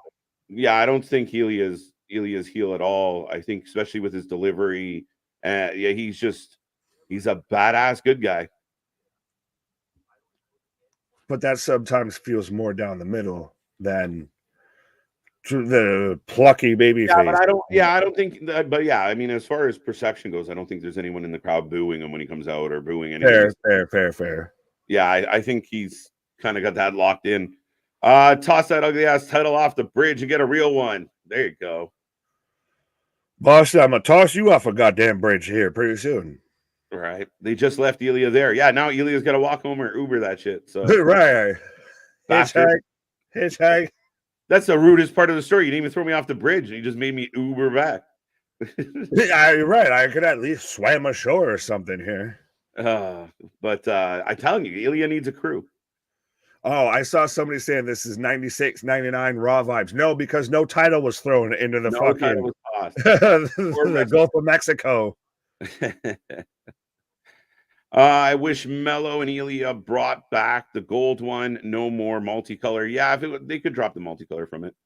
But I at least like it because you only see it like when the light shines a certain way and everything. It's not like it's the fucking it's not a warrior belt. Yeah, you're not wrong about that for sure. Yeah. That was great acting from Ilya. Ilya's just intense in everything he does. Like he really digs in. If you guys go back and watch how like the run at NXT UK kind of came to an end, the whole storyline with him being hurt and like everything he does, like he lives it, he believes it. He's one of those guys that you feel what he's saying, which is a rare talent, and I think it's only going to help him as he transitions. I'm still waiting for the day when we get Ilya versus Gunther on the main roster. Yeah, that's a Mania match written all over it. Right. Exactly. So when do lock up or go up against someone, the match plus the aftermath will get the fans more invested. That was for Richard because I don't get the context. Good to see you, by the way. Theater of the Absurd. Chris, good to see you. Ilya is more of a rugged foreign version of Cody. Yeah, he's not bad, right? There's like, more more definitely rugged, more porn. There's no crying in Europe. There's no crying in Russia. right? But and actually, we've Comrade seen Cody, you don't cry. right the rugged part. He's more ruggedly handsome. Canyon Arrow, Canyon Arrow.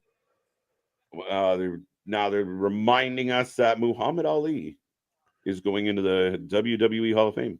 I don't wrestle with an alligator. I don't tussle with a whale. I don't handcuff lightning, thrown thunder in jail. Last week I injured a rock, murdered a stone, hospitalized a brick. I'm so mean I make medicine sick. And now, do you think this is the full class? Because Nope, I've seen them kind of hinting that this is the full class. One more. I think there's one more. One of my favorite moments is when John Cena threw Edge into the water. What an episode of Raw. Facts. I still remember, what was it? I think it was Al Snow and Boss Man that were fighting out in the Gulf of Mexico. Yeah. Yeah, I think they were in like Long Island when Edge and John Cena did it. You see it all the time. It's paint, not an effect. Oh, you mean on the belt? You're still talking about the belt? Get over Boston's just we know Boston, and Boston is the belt guy in the chat. He is always hung up on that shit. Did you all see that WWE shop released, not sponsored by the way, a whole bunch of commemorative belts for WrestleMania 40?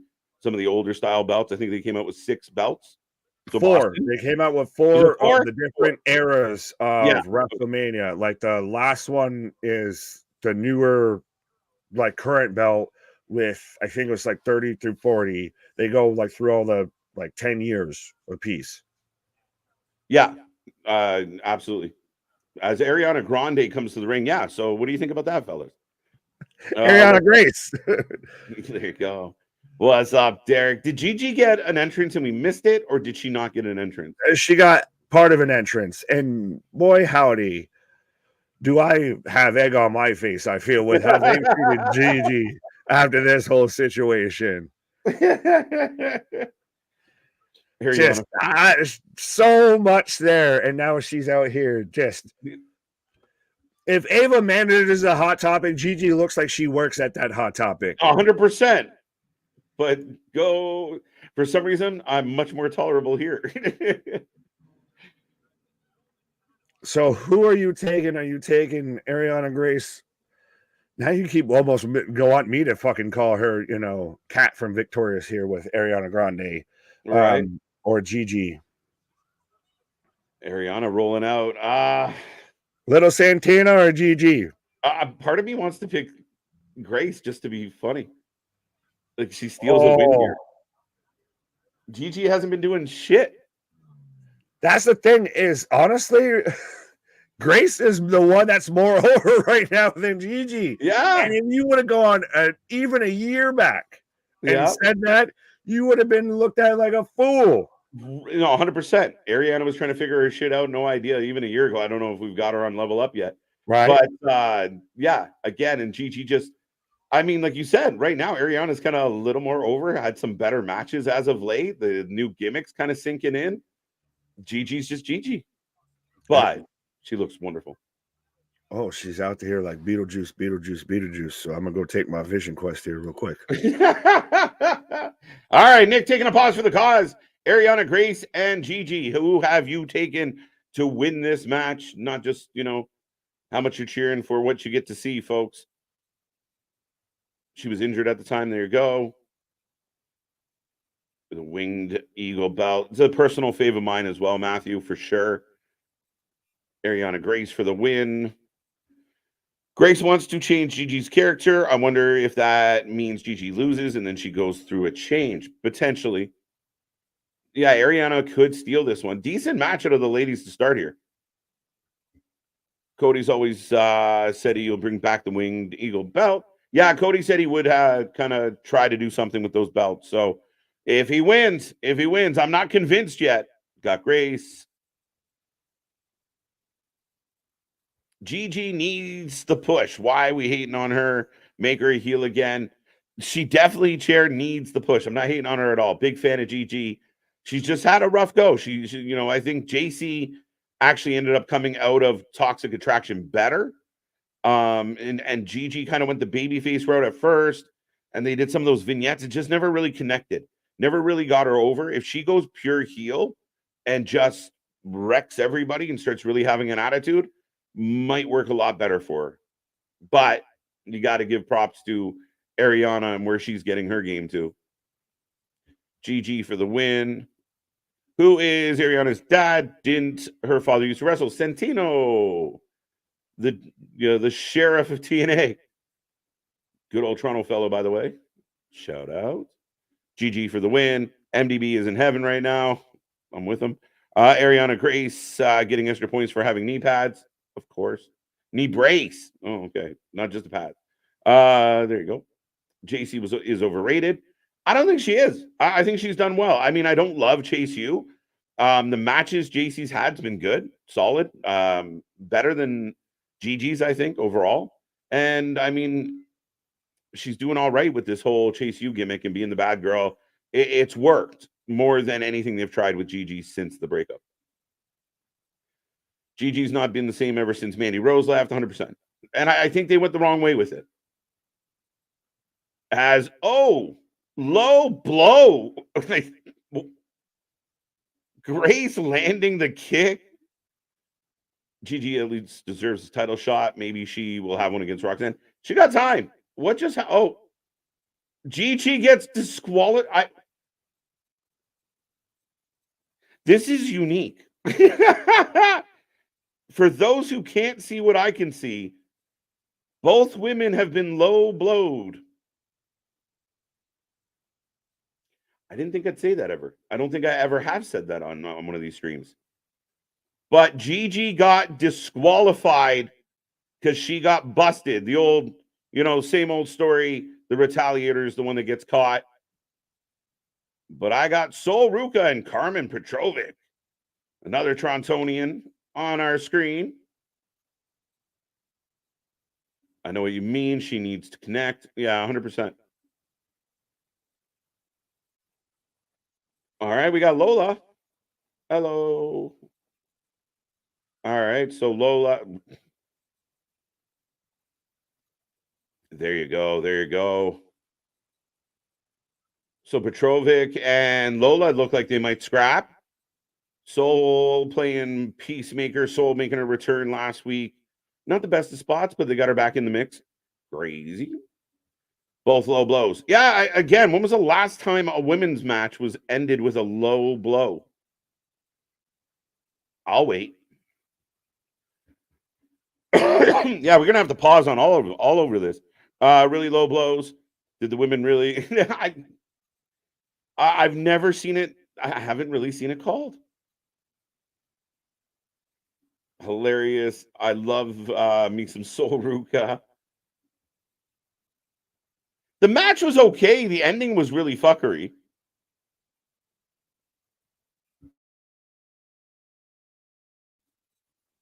As here comes Izzy Dane. NXT continuing to highlight the women on this show. Even in the back segments, it's all building women's matches.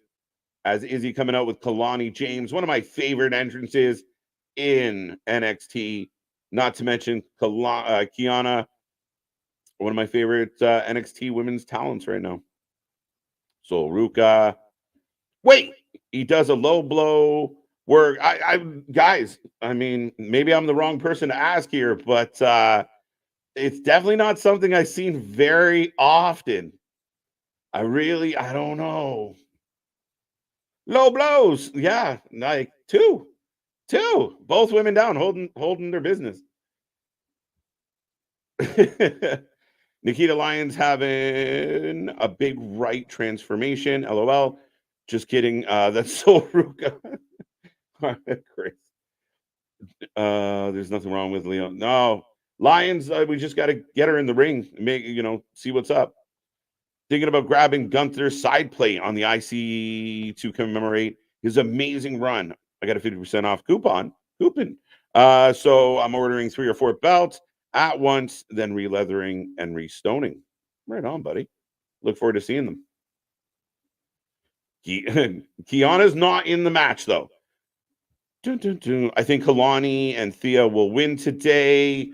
Yeah, Kalani's still trying to figure Kalani out. We haven't got a lot of Kalani, other than when she was kind of hanging around with Dana for a couple weeks there. We'll see. I'm not quite sold on Kalani yet, but and Thea, I don't know what to do with Thea at this point. I don't think I'm watching you on my TV. Does my head look huge on a TV? I had to come and comment. How does that affect a woman? What? Stoner Jesus. Yeah, man. Still trying to figure that out myself. I'm sure it doesn't feel good. I mean, any ladies in the chat want to pipe in? I'm all ears. I'm positive it's probably not comfortable. But yeah, I have to say, I cannot think of another time that a women's match was ended with 2 low blows. God. Kiana for the win. Yeah, I'm not going to read that one. Kiana for the win. I think Izzy's fighting. Is it Kiana fighting? I think it's Izzy that's fighting. Maybe I'm wrong. KJ for the win. Yeah, holy shit. That was the greatest ending ever. It was so unexpected. Unexpected, I will say. I've called a lot of finishes. Never did I expect that. Wait, I can't wait for the 50% of the internet community to be upset about that. I'm looking forward to the backlash of the double female low blows. Yeah. Yeah, ladies, anyone? They both sold it too. No, they were, yeah, they didn't not sell it. It was unexpected.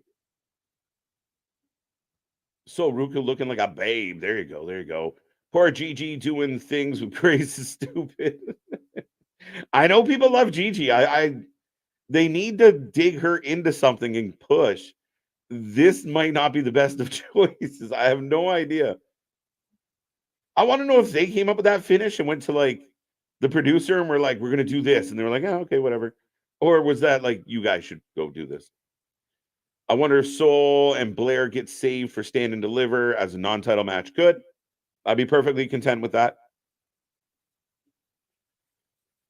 Team Kiana James for the win. Oh, so is it a tag team match? I'm catching up. Okay, so it's a team. There we go. They're both wrestling. Although the ending was funny, I'm actually not excited for Grace to change Gigi. Gigi doesn't need a character change. No, I agree with that for sure, Richard. I think that Gigi needs to dig into who she is and put her out there a little more. Be a little more authentic. Not that her backstory wasn't authentic. It would just it wasn't that compelling. So yeah, I think Kalani down and hurt. Uh-oh. Will they ever bring back the NXT women's tag belts? Maybe one day. I don't see it though. And I almost prefer the women's tag belts to be the traveling belt. And it really helps bring interest to the show when the champions come down and take on a hot team. I think I'm okay with not having the extra belt. So Thea coming out all jazzed up as always. Never light on the caffeine. But she is partnerless. Sucks Nikita re-injured herself. She can never sustain a push. That's something she's going to have to ask herself. I know she's a young lady. I know there's a lot of time left on her, on her clock as far as her career goes. But, if you're always on the shelf, if you're struggling to get through training for whatever reason, as Fallon Henley to the ring to help. We went from bar rescue to barista rescue. Think about it. Make Gigi heel and push her. 100% Chair. I'm with you. Yeah, I don't know if tonight helped get her over any further. I'm sure a collection of people out there are going to love it. But yeah, I wasn't mad at it. I've never called that. I don't recall. I've seen female low blows. Don't get me wrong. But to end a match on a DQ. NXT needs to bring back the women's tag belts. There's good tag teams in NXT. Damien, I just kind of touched on that. I don't agree. I kind of like what they're doing. But speaking of tag belts, well, I was gonna say, speaking of bringing back tag teams, though, but there yeah, you go. much like Boston's belt, I may not be re-leathered, but I am re-stoned. I love the fact that for the last 6 minutes you've been thinking about that. When I really have. Well, and I did have to ask the wifey about, how does a double low blow work? I just picture you standing there like, babe, come here. I literally did. I said, do you know what a low blow is? Yeah. How would that feel on a lady? And I can't say the extra response because I don't even know if that's PG. But her best example was, remember Nia Jax with my hole? Yeah, but yeah. I've never called a DQ by Lady Low Blow. I mean, I ain't gonna knock it. You can have that. That even what I'm mad at. I as a male, I cannot. I have nothing to contribute to that. Right. As right now, the heel team we've got Fallon and Thea versus Kiana and Izzy. I wonder if Kalani's going to join Kiana. Confuse everybody. Put all the KJs on one team. Kiana, Kalana, Thea. I'm an honorary member instantly. I love it. If this was the main roster, Thea Hale would come out and do a normal entrance. No. I mean, it's your gimmick. Normal. Yeah. Congratulations to WWE on 10 million subscribers. Huge. Huge. Right. So now let's help us catch them. Because let's go. We're already past the 4K. Let's see if we can get the 5K. 5K by Mania? 8K by Mania. Fuck is you talking about? That's my guy. I have Fallon for Henley. I'm gonna soak up the sun. Kiana is hurt. Like legit hurt? What happened? I wasn't paying attention. Yeah, no. NXT should tour again. Yeah. Oh, wait. Have you ever? Well, now we've got the Mean Girls coming out here. I still have no idea and no recollection of this woman's name. That's out here with JC. It's so funny because there's a couple people I know for both of us. It doesn't matter how many times we hear it. It's like, dude, the name is this. I don't even know on this. I don't care enough to retain it. Right? It's like, put it that way when it comes to her, because she literally looks like she'd just be the friend of like the Iconics. Iconic. But Kiana James into the ring. I take it I assume you're going Team KJ here, so I guess I'll go Team Flying Squirrel. Team Mahogany Squirrel. That's what I said. They went from bar rescue to barista rescue. Sorority squad out here. Nick getting a shout out for being clever about, not re-leathered. Yeah, man, we tend to be witty from time to time. It happens. That was a good one. It was a good one, fella. Yeah, every now. Well, I like how you said. I liked how you thought about that for like 6 minutes. Of like, I got this stroke on the button. I'm like, I can't come back right now and just hit with it. Fallon is giving me Mickey James vibes. Oh, yeah, I've said that. Oh, they got a spine buster and the stupid sexy Rhea pin for a 2 count. I've said that. Goddamn, making me think about Rhea now. But Mickey and Fallon should just be a team and call them Softcore Country. Right. Oh, goes for the Kimura and ends up falling out of the ring. 3 women on the outside. The Mean Girls look like they're up to no good.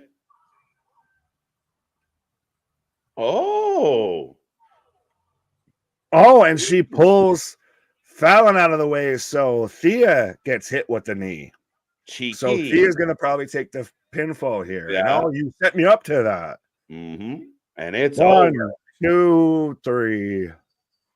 There you go. There you go. So thanks to Chase U, technically. I do like, though, that they are keeping the integrity of the feud between Fallon and Kiana, because that's been going since pretty much Bar Rescue's been a thing. Mm-hmm. Isn't it 100 million subscribers? Yeah, I think it's 100 million, right? There's only 10 people in the world have it.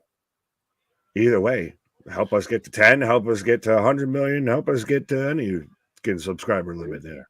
Mm-hmm. Are you guys going to watch Dark Side of the Ring on Buff Bagwell? I'm interested in hearing his story. I wasn't around watching wrestling at the time. True story, I was a big Buff Bagwell fan. Really? I like Buff. I thought Buff was good, man. Real good heel. When he was just kind of in the time when he kind of got involved with the NWO, but when he was just arrogant and the top hats but that all being said, yeah, well, I mean, I know I try and watch as many of those things as I can. Right? What the fucking bad We're not live. bad crying is this? Wait, what? Sorry. I thought you loved me. This reminds me of a Young Buck segment.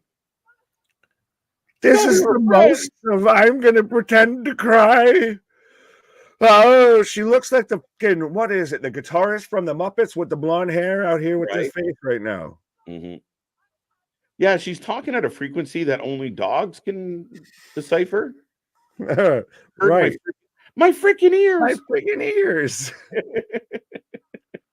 But no, I wasn't a huge Buff fan. I remember Buff when he joined the NWO, and he was always caught up more in the comedy shticky shit with like Scott Steiner when he had, you know, Judy Bagwell on a pole and or on a forklift and shit like that. Like that's unfortunately still what I always remember Buff for. I mean, granted, the Blockbuster's a fantastic move.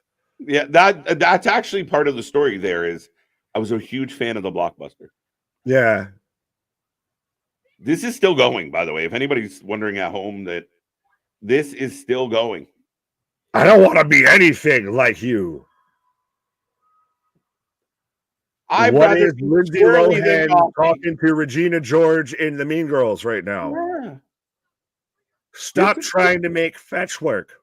She called them their toxic self. Dun dun dun. Well, getting toxic attraction, you. The old Thea Hale is back, bitch, and she starts running around the ring like a spaz. I don't know if this was a progression in your character, sweetheart. What's the difference between old Thea Hale and new Thea Hale? Is it like Coca-Cola, the actual cocaine's back in it instead of just pretend sugar? She'd rather be squirrely than gothy. Squirrely wrath. Squirrely. Oh, the Quarter Pound crew in the building. They literally look like four fucking human beings that would never hang out together. Oh, that's funny as shit. Facts. Bro, fucking, you have Gulak out here looking like the fucking fifth House of Black member. Damon Kemp and Dempsey out here looking like they're working, you know, with Abercrombie and Fitch or at least American Eagle. And literally the other guy is so irrelevant, they don't even have him on camera. Right? Just you sit. You're okay. Just you can have that. That ain't even what I'm mad at. We got Knotman and Robin talking to the Quarter Pounder crew. Yeah, well, this is going to be part of the first round of the tag team tournament. It's going to be. Am I right with that? A guy. Yes, I am, because we've got Hank and Tank taking on the Good Brothers here. So this is setting up for probably next week. Fair enough. Thea Hale is a lovable spaz. If you can catch her, you can have her. I was going to say, when does a spaz cross the line from lovable to annoying? Yeah, at what point you're just like, stand still for a second. I swear you're standing still and still vibrating here. What is happening? No, that might be okay. Quarter Pound. The Royale with Cheese crew. We just shot Crash Jackson or whatever the fuck his name is there, and the blonde guy in the back. We just shot him in the head. Why'd you shoot him in the head? I don't know. He must have hit a bump or something. I hope everyone's taking fucking a list of all the references we just fit into like 4 minutes of talking. Exactly. Gacy and Dempsey make sense together. Kemp and Bourne stick out like sore thumbs. Gacy and Dempsey, I get it. I get it. Well, I mean, then technically, Kemp being like the grappler guy as well, I don't know much about Bourne. I think he does stand out like a sore thumb. They just have no chemistry, or combined, they don't have any chemistry. They have worse chemistry combined than the BCC, and they feel like the Timu version of the BCC. And by the way, it's Gulak, not Gacy, not Hugh. Gulak. Sorry, I just I got where you were going. Performance Center Combat Club. Yeah, yeah, absolutely. Right. Should let William Regal manage them and call them like the Liverpool Combat Club. She loves you, yeah. I moved down the street. Penny Lane is in my right. Donya. Thanks, Matt. I think the tag belts will be split at WrestleMania 40 has to happen. Doesn't have to happen. Post WrestleMania 40, I think it happens. Yeah, post. I think if they were gonna do it at Mania, that would have been part of the announcement. I thought that could have been part of the announcement. Mm-hmm. You would have had, instead of 12 people plus in a ladder match, you would have had 2 tag matches for the Raw belts, and you had a match for the Raw belts and a match for the SmackDown belts. I don't hate the match. I think you're always gonna get some big clusterfuck scramble, holy shit, high spot match at Mania. So why might as well do it with the tag belts? And I'm still saying we're gonna get our truth at the end, just shaking, pulling down all the belts and everything. That's what I think should happen. And I said it last night. I mean, if they really wanted to make things intriguing and exciting, you stick the Raw belts in the air. First team to grab them wins. Stick the SmackDown belts in the air. First team to grab them wins. And if you really want to feel froggy, you can try for both. I was then that negates the whole initial concept. Well, you wouldn't actually book the second one to win, but you could. Oh, I know, but then so does the other team stay in the match, or do they leave once they won? They can keep going if they want to. I mean, a heel team would probably roll out and take their one belt and go home, but a good old babyface team might stick around and try and win both. Touche, tabernacle. But nonetheless, I thought if you wanted to split the belts up, a good opportunity to kind of like, we're going to stick all 4 belts up in the air. First 2 down. Let's go. Fair. So what if you pull down 1 Raw and 1 SmackDown? I claim both. I'm half of both teams. You're like, oh, fuck, Truth. What'd you do again? Really? I still remember the Rumble. You mean to tell me all of them were women? Thea has too many prime drinks. Another running theory. What other squirrel theories do we got about Thea? Just team up with the Squirrel Girls. Yeah, put her with the other Squirrel Girl. I said Team Adderall for the win. Yeah, like they literally have a girl doing Thea's old gimmick, and Thea just turned back into her old gimmick. So now we have like the Spider-Man meme, except it's a twitchy one. Literally, they just twitch. Yeah. Put over there. Thea Hale, Nathan Frazier are a couple in real life. Holy shit. As we got the Good Brothers out here. Do you think tag belts will split? Got that one. Yeah, the woo energy. I like that. Yeah, she might have had some woo wings and some woo shrooms and that Ric Flair drip and everything. But now you're going to have essentially 12 teams trying to become 6 teams. Could you have not slot the Good Brothers to try and at least maybe get down to 6 teams? What do you mean? Like, as in, you could have also. I like that they're in NXT, but I feel like they also could have maybe thrown them in there of at least in contention. I think that they don't have to be in the match, but you add them into that, the tournament, the round robin-y shit to try and get in there. Are they not in the qualifier to get into the? Not to my knowledge. I would have to look through the whole thing, but not to my knowledge. I thought they were talking about. No, they're talking about the tournament in NXT. Oh, you mean for the one up above? No, the one on the main roster. Oh There. no, not at all. I think they're down here doing something right now. So, Bro, we need some Hank and Tank merch, or we need like to do our version of this I because feel like we should get points. I feel like we were the first people to really push Hank and Tank as a thing. oh, absolutely. Where's our Yeah, royalties here? God damn it! got Shawn Spears for the win. Yeah, we still have a main event coming up, ladies and gentlemen. Shawn Spears will take on. It's been a not a boring night of NXT, not the highest of substance though, but a lot of building, I guess. Well, and that's how I feel like some people thought with Raw is it wasn't the Yeah. greatest. It wasn't boring, but it was a lot of building, and I thought it was more Mhm. boring instead of building. Mhm.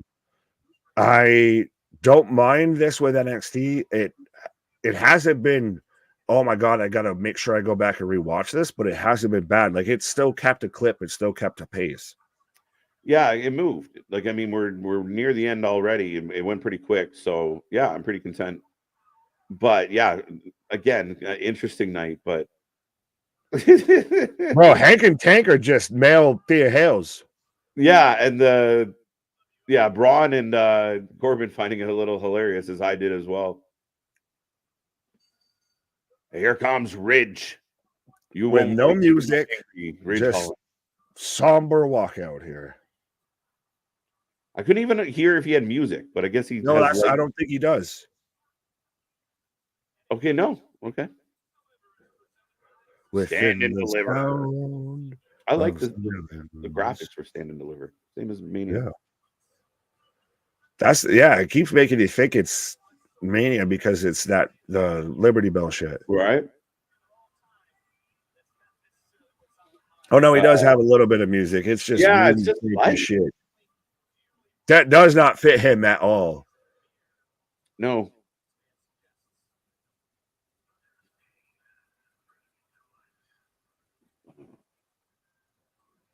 There is pain bringing it to light. As the chairman is in the building, ladies and gentlemen, Shawn Spears going to take on Ridge Holland. Now, wins. For everybody out there that wants to say, well, Shawn Spears is just doing what he did in AEW, was he ever even close to, and I'm not saying he's super over right now, was he ever even close to getting this momentum, this push, this over, anything like that in AEW at all? Only when he went after Cody at the beginning. Other than that, nothing. That was the closest. So that was a long time ago. And then they forgot about him like everybody else. Coming out with a mask on. But yeah, no, I mean, at the end of the day, Shawn Spears was Shawn Spears before he went to either company, you know? And people really find weird ways to like twist everything.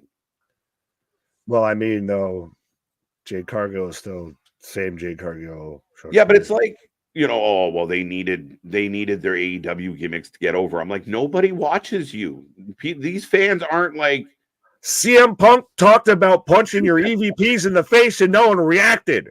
Right. The biggest story you had, no one reacted. Nobody. Picking Ridge by DQ, Spears with a chair shot. I think Ridge is going to snap, and this match may not have a winner. I think Ridge might just go crazy as he lays out Spears. But I think, that's what Shawn Spears wants to happen, and I do really like this.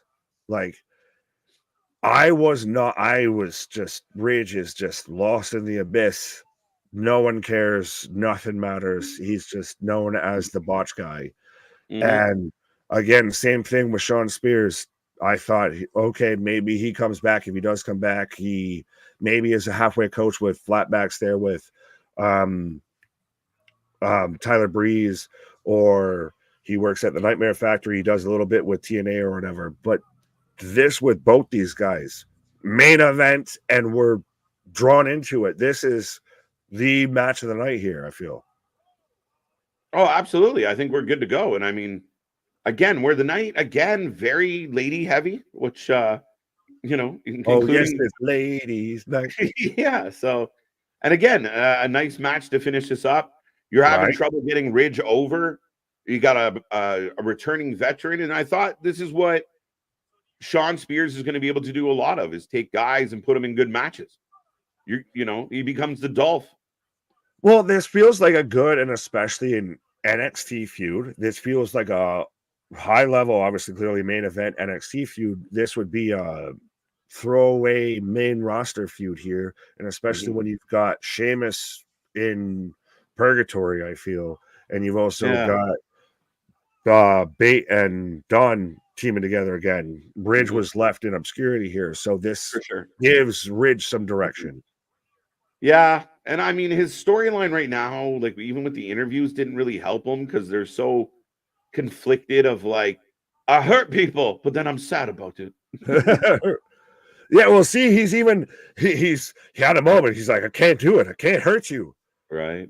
Motherfucker. I mean, honestly, you would probably almost feel that way legitimately if you keep going out there and every time you do some shit that's actually aggressive and it really fucks somebody up. Yeah. Right. But you did sign up for a combat sport, so being quite perplexed at your approach here. But yeah, no, we go to commercial break. Shawn Spears in control of Ridge. Damien talking down to him. Yeah, giving him shit. The Hardy Boys will be back in WWE in 2024, and at WrestleMania they return. Too soon? No. No, just outright no, because Matt's ship has fucking sailed. Whether it's his mental ship or any sort of booking capability left with him, or even his fucking marriage, all them ships. I saw 3 ships come sailing. But Jeff's out to lunch as well. Right. Yeah, I don't know if they fuck with that. I don't think they would take the risk. They'd have to really have some insurances. And again, could they be around at some point for some type of, nod and wave moment? Yeah, but are they really going to book them better than Tony? Probably not. The only thing you have left to do if you were going to do anything, and I do mean anything with the Hardy Boys, as far as in-ring, having a match in WWE, is if you could also get Christian, Edge, and Bully and Devon into a match. That's the only goddamn thing. I don't know if I want that in 2024. I mean, most of them. I'm not saying anyone did. I mean, it'd be a nice little one-off, but I'm just saying that's the only fucking thing. Like, what are you going to do with the Hardys right now in WWE in 2024? Nothing. There's no point. Exactly. Right? It's the same thing where, people were talking about Brock winning last night, and I was like, no, just use what you got. ARP ladder match. Yeah, shit. We've got wheelchairs and ibuprofen. Right. MD needs to. The only way the Hardys make it to WrestleMania is if Jeff's AA meeting is in Philly. That's not nice, but maybe. Ridge kind of reminds me of Steve Macklin. I can see the comparables. Macklin definitely has progressed far beyond where Ridge is at the moment, but yeah, I can see the comparable, but Macklin's head and shoulders, knees and toes. NXT's crowd is a little lackadaisical. I think they're just watching what they think is maybe the heel beat up maybe the baby face. So that's the thing is there's no defined role here. Yeah, so they're just kind of watching. Could you all see? Look in my eyes. What do you see? Yeah, right. I can't even find the original part of that, but yeah, crowd is dead because nobody cares about it. Yeah, that's part of the issue. Spears already being wasted. That's a far cry reel. Come on now. You had us in the first half, and you had to keep going. Right. What are they gonna do? Spears is in a match with Holland. Oh no, we're good with Holland. We're good with Holland. He's a reformed Hordor. He's a reformed frontliner here, so he's coming more meet in the middle, the tribe of hopium. Right. Could y'all see Kevin Kelly back in WWE? Maybe. Oh shit! Instead of, dude, that's a backstage interview. What do you do? It's coming from the bottom. Now we're here. Right? Do you what do you bump bad news maybe down to NXT and it's Corey and Kelly, which sounds like a morning fucking talk show. Maybe you do Kevin Kelly and Michael Cole when it comes to football season, and McAfee's more focused on that. I don't know if I like Kevin Kelly and Cole together. That It's might a be little too much of same. the same thing. Yeah. You would Need a need little like spice. Kevin Kelly and McAfee. Yeah. That's why I'm thinking like the only place you really are, unless you go like a 3-man on SmackDown. No. Oh, Unless you get rid of Book or something, which I wouldn't even want him with Vic. Maybe with Vic. I'd rather Kelly with Book than Vic. Would you have Kelly just? Yeah, shit. That's really interesting because Right? I hadn't thought about it. It would work. It'd be interesting, but you can't even do like TNA. You might be able to put him in the middle of Graves and Bad News. He's the one straight guy. Yeah, he plays it down the middle, and then you have I'll give you that. I'll give you that. Right? Maybe. Right? And at least this way, then he can play it straight, and Corey has someone to joke around with as far as or banter with a little more. So Does he become your regular backstage guy instead of Jackie Redmond? No, come on now. You're like, come on now. Taking away my Canadian. Oh, jeez. Now we're going to the back to see Kevin Kelly. Anybody out there want to see Kevin Kelly more than you want to see Jackie Redmond? Do you want me to answer that? Not the candy. But yeah, so Ridge just pulls apart the steps for no reason, and now it's just taken off the top of the announce table. Yeah, Ridge doing some housekeeping. The crowd's making some noise now. Hardy should have one more run in for the tag titles leading to WrestleMania 40 in 2025, then Hall of Fame after, and a Legends contract. I don't know if it would be a very small run. Choke slam through the Ridge on the Spears through the table, as Spears actually has a pretty solid bruise on his back there. Again, some hey, we got a holy chant. I'd rather see the Hardy Boys back by SummerSlam. Oof. I don't know, folks. I think that, like you said, that ship might have sailed off. Yeah, Jeff will be out there trying to get to Cleveland and still think he's in Jacksonville. Right. I want to see another Spears versus Cody match. I'd be okay with that because the history and whatnot. Kevin and Wade. Oh, just kick Corey out. Where does Corey go? I like Corey. Could Shawn Spears be, the first of the prestige to start moving back to WWE? We get the FDR, we get the oh, no way. Oh, I thought he was going to. No, I was going to say, don't end it like that way. Don't end not like this. Not this way. Not this way. Death Valley driver into the corner, though. Oh. Kelly onto the chair that I think they thought was going to be more propped in the corner, but had already fallen down. So, yeah. 1, 2, 3. And Shawn Spears. There you go. Not ruining him at all. Nice debut match. Nice re-debut for Shawn Spears. Picking up a steady win.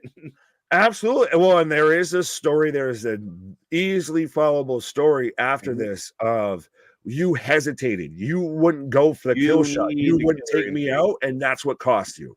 Yeah. Ridge goes full-blown psychotic heel. Them as a tag team? Interesting. I think that's where we're setting up here. Interesting. Okay. Well, I'd accept that. Seth is a big star and has been a top star for WWE for a decade. He hasn't main evented a WrestleMania in 10 years. This year will be his first main eventing Mania. Isn't an easy thing to accomplish, nor should it be. Does it count at 31 when he showed up and was in the main event? Yeah, kind of. He wasn't booked in it, but he was there. Technically, it's an official match. If we're going to be picky. Right. So I see your argument and instantly deny it, apparently. Is there any particular reason we went off the air super early? We're literally like 6 minutes still left here as we've got Perez another match Tatum coming up next week. We're just advertising everything for next week. Folks, we got to get out of here. Time's running out. Oh shit, we've got still 5 minutes before we can go home. Short. Triple threat qualifier. Good Brothers against Hank and Tank. Not Man and Robin taking on the Quarter Pound Crew. How do you feel though with the whole? I know you've talked about it, but I'll ask you again as we've got time now. With everything with the No Quarter Catch Crew is just a member or 2 members. You never know exactly who you're fading. Yeah, are they doing Carmelo? Oh yeah, we never got Trick still. Oh yeah, yeah. But That's wait, supposed to there's happen. more. Why do you guys obsess over old wrestlers who can't wrestle anymore? Let the Hardys retire. I thought we were talking about us. I was like, I was like, hold on. Oh yeah, up next we up got next. Tricks. Okay. That's why we got time. Yeah, You're like, we God still have that damn. 8 minutes. Yeah, I was like, we got the 8 plus the 5. Uh-oh. This has been a good match. Yeah, I thought it was a decent match. Was I jumping out of my chair? No. Spears getting the win, kind of shoots down. I see our boy got real quiet, like, oh, fuck, he won. Never mind. I got nothing snarky to say about the WWE. I have no witty comebacks. Give me 20 minutes and I'll come back with one. Ricky Starks, I wish you would punch a young buck and get fired. He's waiting. His shit's at the door. We've said this many times. He's packed up. My bags are packed. I'm ready to go. Just start tweeting about Riccaboni. That's how a guaranteed way to get fired. Right. Just screw you, Riccaboni. Right. Spears being married to Cassie Lee can drive a man insane. There you go. Speaking from experience, I guess. I only want to see the Hardys in the Hall of Fame and maybe producers in back. I don't know. This is when you go off the ladder and then you go back up and you go off the ladder again. And then he fucking horse collars you with the fucking steel chair. No. There was a time where a lot of people talked about Matt's ability to book and Matt's brain for the business. Same people over the last couple years have lost faith in that, where the AEW Matt Hardy makes you think that maybe he doesn't get it anymore. But if either one of the two could do it, yeah, Hall of Fame makes sense. Do you need them to win the titles and have a run to Mania to go in the Hall of Fame? No. Can you put them in one more match and get away with it? Yes. You know, they're in a match against some tag team next year and you put them in. I'm okay with that. Do you need to know? I see what you were saying though with Matt. I remember to where, yeah, he seemed like he had an actual mind for booking, and then delete all of that. And then I think now with being in AEW, Sammy Guevara has helped in scrambling that man's mainframe, where that's not even a possibility anymore, I feel. Right. AEW legend Shawn Spears. I like that. Spears and the guys y'all wanted to can throw away, and then now you're just mad when we're using them and getting them over. It's funny because everybody that goes one way is like, it's going to be the best guy ever. And then anyone goes the other way, they're like, shit. Yeah, literally, AEW fans half the time, if somebody goes from AEW to WWE, you can have that. That ain't even what I'm mad at. And then they start to get pushed right. You see, you had to copy us. Right. Why the spear, not the Spears finisher? Is that too on the nose? Yeah, a little bit. Spears with the spear. Matt Hardy could definitely be a manager or a commentator. Again, I don't know. Well, I mean, yeah, I think you probably could. Let's be real. I don't know if I want to hear him every week, though. Manager, yeah, but it's got to be some really, like, it would be some Joe Gacy getting out there shit. Yeah, maybe. It didn't work when he was in charge of the Hardy family office and all that bullshit. The company that always met in a sparrow. Serious Matt Hardy that ship has sailed, and he can't ever do that again because it's always wonderful. Oh, right. Yeah, if he, I don't know. I get it. We love the nostalgia pop, but at the same time, there is a very big influx of young talent that could be utilized. So I don't love all the vets coming back. I mean, you want to bring in a Cena. You want to bring in a Rock because they're really going to move a fucking needle. Great. But in doses. You can't bring them all back together. Yeah.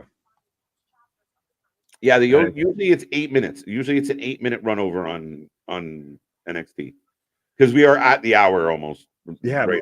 All commercials, but we entirely forgot we were getting Trick here, but we are getting The Rock back with his electrifying entrance here on Friday Night SmackDown. Do we get one night with Dwayne? We get the concert, SmackDown Hotel. That's the rumor. We're gonna get one night with Dwayne, and then I already saw people putting out like the SummerSlam poster, Cody versus The Rock. Yeah, I see that too. Oh, I mean, I'm here for it. I'm all the way here for it. Right. Unfortunately, WWE will probably repackage Ricky. Now, they haven't been repackaging everybody because I think that's a part of the negotiation now. And I think Triple H is very much aware if you want to play ball with some of this talent, you're going to have to concede something. Like you know, and we saw it, you know, everyone's talking about Spears keeping his name. Yeah, but they would probably change it to like Ricky Star Nicky. Yeah, Ricky Stanicky. But to me, it one of those that becomes halfway ignorant to not acknowledge it, and you have more egg on your face to do that versus it's clearly not that big to the WWE fan base that they're going to recognize that as, oh, that's an AEW thing. It's the smart marks that are going to recognize it. Yep. As here's Trick Williams. I say Oba is ready for the big leagues. I think we all feel that way, honestly. Like if you just, I don't, you know, let him lose at Stand and Deliver and just push him up. Screw it. Who's going to fight him in NXT, really? Dijak, but Trick out here, literally, this man like a rhinestone cowboy.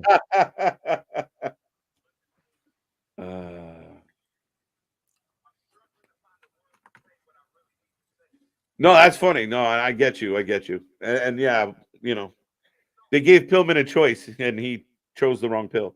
No, I think he chose that because he wanted to represent, he wanted to step outside of being Brian Pillman Jr. Yeah. I think you should have dug into being Brian Pillman Jr. Might have helped him. Well, then again, that barber ain't doing him no favors either. Right. He's trying the Hogan. It's not working. He's trying the Hogan meets Riff Raff. Like, because that's what brothers do. I wish to get every accolade NXT has to offer. Whoop that trick. It's so crazy to me to still remember that this is the guy that was riding side saddle with Mello, that was too scared to climb a mini ladder and everything, getting shook, and now is out here, top of the card. Literally, we're like already planning on where this guy could slot in on the main roster, and it's been what, all within a year and a half at most.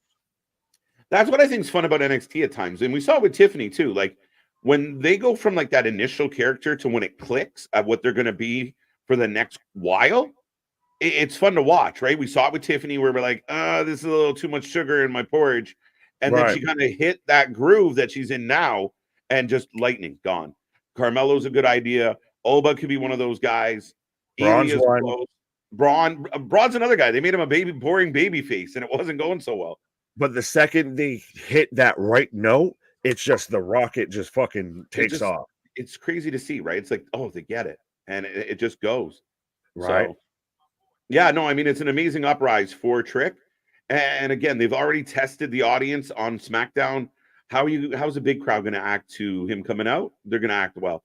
They're going to get it. And again, WWE is getting back to the old 90s of every fucking buddy played with the audience. Pause. Everybody had that audience participation as part of their act. That's one of the things that got Cena over so well. The Rock, Stone Cold, so many of these guys. Trick's got it.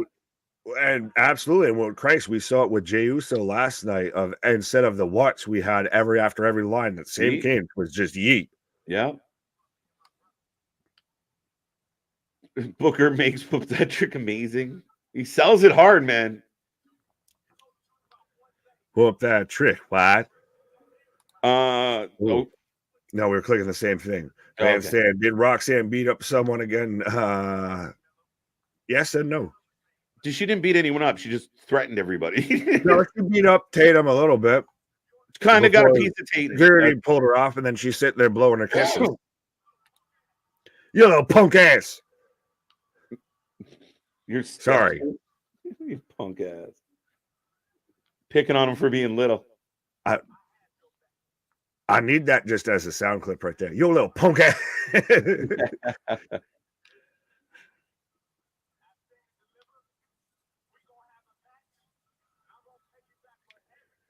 Do you add a stipulation to their match at Stand and Deliver, or is it just straight up one-on-one? I think with this rivalry, you could get away with something, Whoop but that I prick. think they're going to tear it down no matter what. It might not need the stiff. Oh, What we the fuck? went from a 10 to a metaphor. Bro, what the fuck is going on with Jakara Jackson's eyebrows? I love the woman, but goddamn, did you just take like Elmer's glue and just all around there? Right. It's the other way around. It's this Roxanne's shorts were the sleeves from fucking Trick's jacket. Well, I Be feel like real. Lash Legend just copied Roxanne's whole outfit here because it's the whole heart and Yeah. center shit and everything. Good to hear, Kevin. Good to hear. Metaphor head scratcher. Yeah, Jakara, sorry, she's out here looking like she's an extra in the fucking Gardens of the Galaxy with these fucking eyebrows and shit. It's throwing me off. and actually Noam dressed like he's in my country. He looks like a fucking school child in your country out there. He's all like 8 foot tall. Fucking He's literally out here looking like you little punk ass bitch. he's looking like a winter gnome. Sludge. Did Carmelo get the flu on the way to the rink? Like, what happened here tonight? The way Lash is looking at me, I think everybody agrees. Let's go. Trick showing off. How you doing? There you go. There you go. Great minds, my guy. Great minds.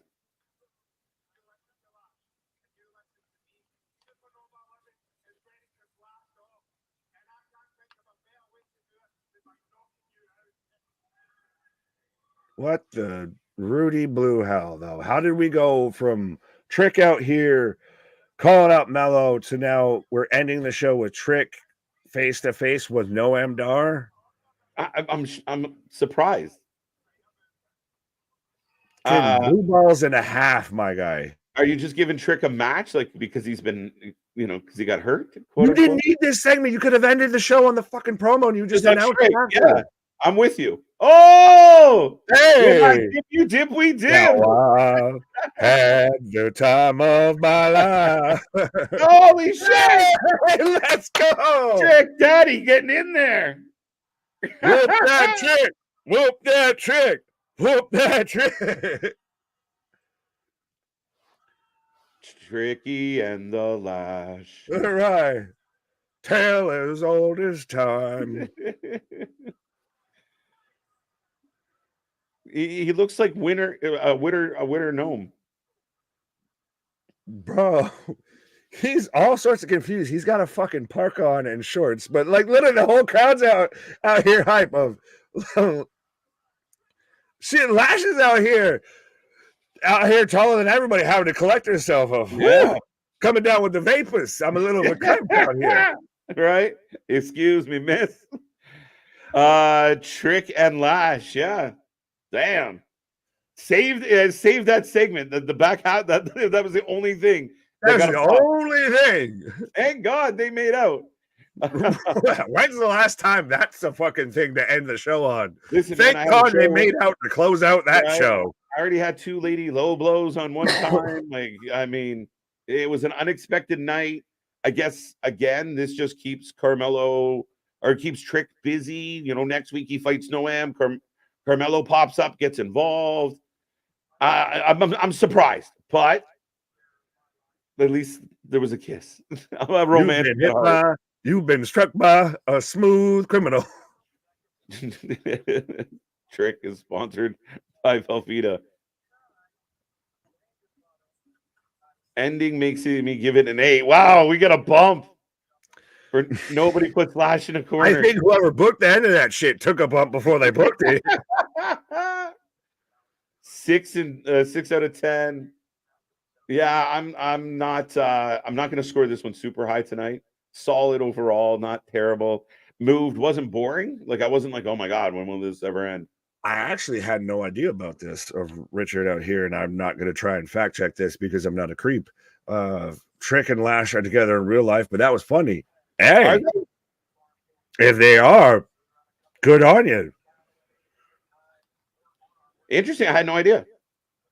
I just popped at this of Nick Bray saying Trick the Pimp. Well, it's fitting that Whoop That Trick comes from a movie about being a pimp. So it's hard out here for a pimp. What can we say? Right. Especially when you're Terrence Howard. Trick that pimp. Pimp. I was going to reverse it, but then I thought I would get myself in trouble. Pimp my legend. 8 out of 10, 5 out of 10. Wow, mixed reviews. Somebody threw up. They're like, oh, Trick went Rizmo. 7.75 out of 10 knee pads. What in the romantic comedy did we just watch? Yeah, I have unexpected. Totally unexpected. 7.5 out of 10. Trick or treat on that biddy. 8.5. The boys are excited. I'd like to climb, sir. I'll just leave it at that. 10 out of 10. I learned about an all-access event with Trish. The fact that, because if you're watching this now at 2.5 hours in and everything, or watching this on the replay, you probably missed the whole discussion earlier. So that just, what comes around is all around, and pop me. Right. I'm with Boston, 6.5 tonight. There was some fluffy stuff that I didn't much care about. It was average, just slightly above average for me tonight. Yeah, I'm in my mind. I'm trying to make a case for a 7. Legit, we're talking about a kiss and ladies low blow. That's the highlight of the night. And maybe the Paisan vignettes. The Paisan, yeah, we had. I think it was more of us than anything. We were out here having more fun with it. I always knew I wanted to be a gangster and all of this. Right. I almost want to take my namesake out here of Nick Bray saying 6.4 just to be difficult. Because I was trying to justify a 7 because it wasn't bad. It wasn't offensive, but it didn't move any. It moved things, but didn't progress. I think I think I could have my arm twisted into, a 7. No, because I was going to come back on that because like the ending segment was trash until Lash and Trick kissed. That was trash. Yeah, so, I do think they would have been better served just letting Trick go. Right. Just end that as that's what ends the show. At Stand and Deliver. Just end it on, punk ass bitch, and fade to black. There we go. That's it. And then you can always have, like, when we get to NXT next week, the little fucking pre-tape of what happened last week. Like, Trick gets an argument with Noam in the back, and then they kiss during the match. Yeah, or Ava announces. Or you do just a fucking Twitter announcement of you're going to have the match, and then that's what Trick wins the match, and then on his way out there, he sits there and sneaks a kiss with Lash, and that's what swoons her and everything. There's ways you could have just done that way better. Yeah, I could see her being on the apron trying to interfere, and he smooches her to fuck up their distraction and everything. Like, that's the thing, is we're here live on the fly calling this and can book it better than they could. So that's why I'll give you 6.5, 6.4. 6.4, 7 out of 10. Gigi match ended in DQ, and the Lexus King match was forgettable. Everything else was solid. Yeah, Oba and Jensen was really good. Overachieved for me. Thought it was solid. Raging Spears was good. Raging Spears was good, but I still kind of confused by the whole situation. So I understand why some people are kind of apprehensive, because I'm like, what are you? I get what you're kind of trying to do, but it's so kind of vague and obscure as your story. You're like, so am I happy that Spears is winning? Am I happy that Ridge is winning? What? I don't know. I do think, though, that it at least ended at a point to where you can see the next point they launch off of and everything. Everything, like I said, nothing, like everything progressed, but nothing really changed, if that makes any bit of sense. 0 out of 10. No Ava belly button for KJ. Ava should kiss Noam next week. There you go. She might have her upper lip. A part of You got a stiff upper lip. Did I just kiss your nose? A part of me Did I kiss your teeth? What? What? I missed what you said. I said, did I just kiss your teeth? Yeah. It'd be funny if it was improv. They get to the back and Michaels is like, "The fuck was that?" He's like, "I don't know. Just felt it come on, dude." There ain't nothing wrong It's with a little bump and grind. At least Trick didn't kiss Ava, so that's gonna be Nick don't drown. I fully expect that to happen. 6 out of 10. Ava, all right, folks. Last call on the chat.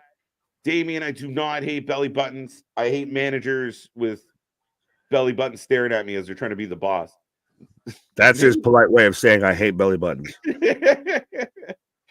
No one would be kissing the yeah, no shit. Speaking of kissing belly buttons, that's about where Noam reaches. So I'm so glad you went there because I saw 10 million options. I was like, which door is he gonna pick? Which door is he gonna pick? No, we're keeping the channel alive for at least one more week. One more night. Right. But ladies and gentlemen, we are back tomorrow for AEW Big Business. Supposed to be a big show. Big things going on. Will it be boss time in Boston? We will find out. We will be here live for it. And we're here all week long for all your wrestling needs. Stay tuned. Click that little bell so you know when we're going to pop up. Lots coming your way. We're in the heart of WrestleMania season. And thank you for joining us for an interesting NXT tonight. Absolutely. Well, and like MDB here says, a Wrestling for Life network over everybody. Absolutely, 100%. This is where big things popping, little things stopping. Up to something season never sleeps. Never. Our shit is real. Our shit is raw. Our shit is authentic. When you're talking about the wrestling, you better put that for life. See you on the flip side, folks. Come back tomorrow. Big business.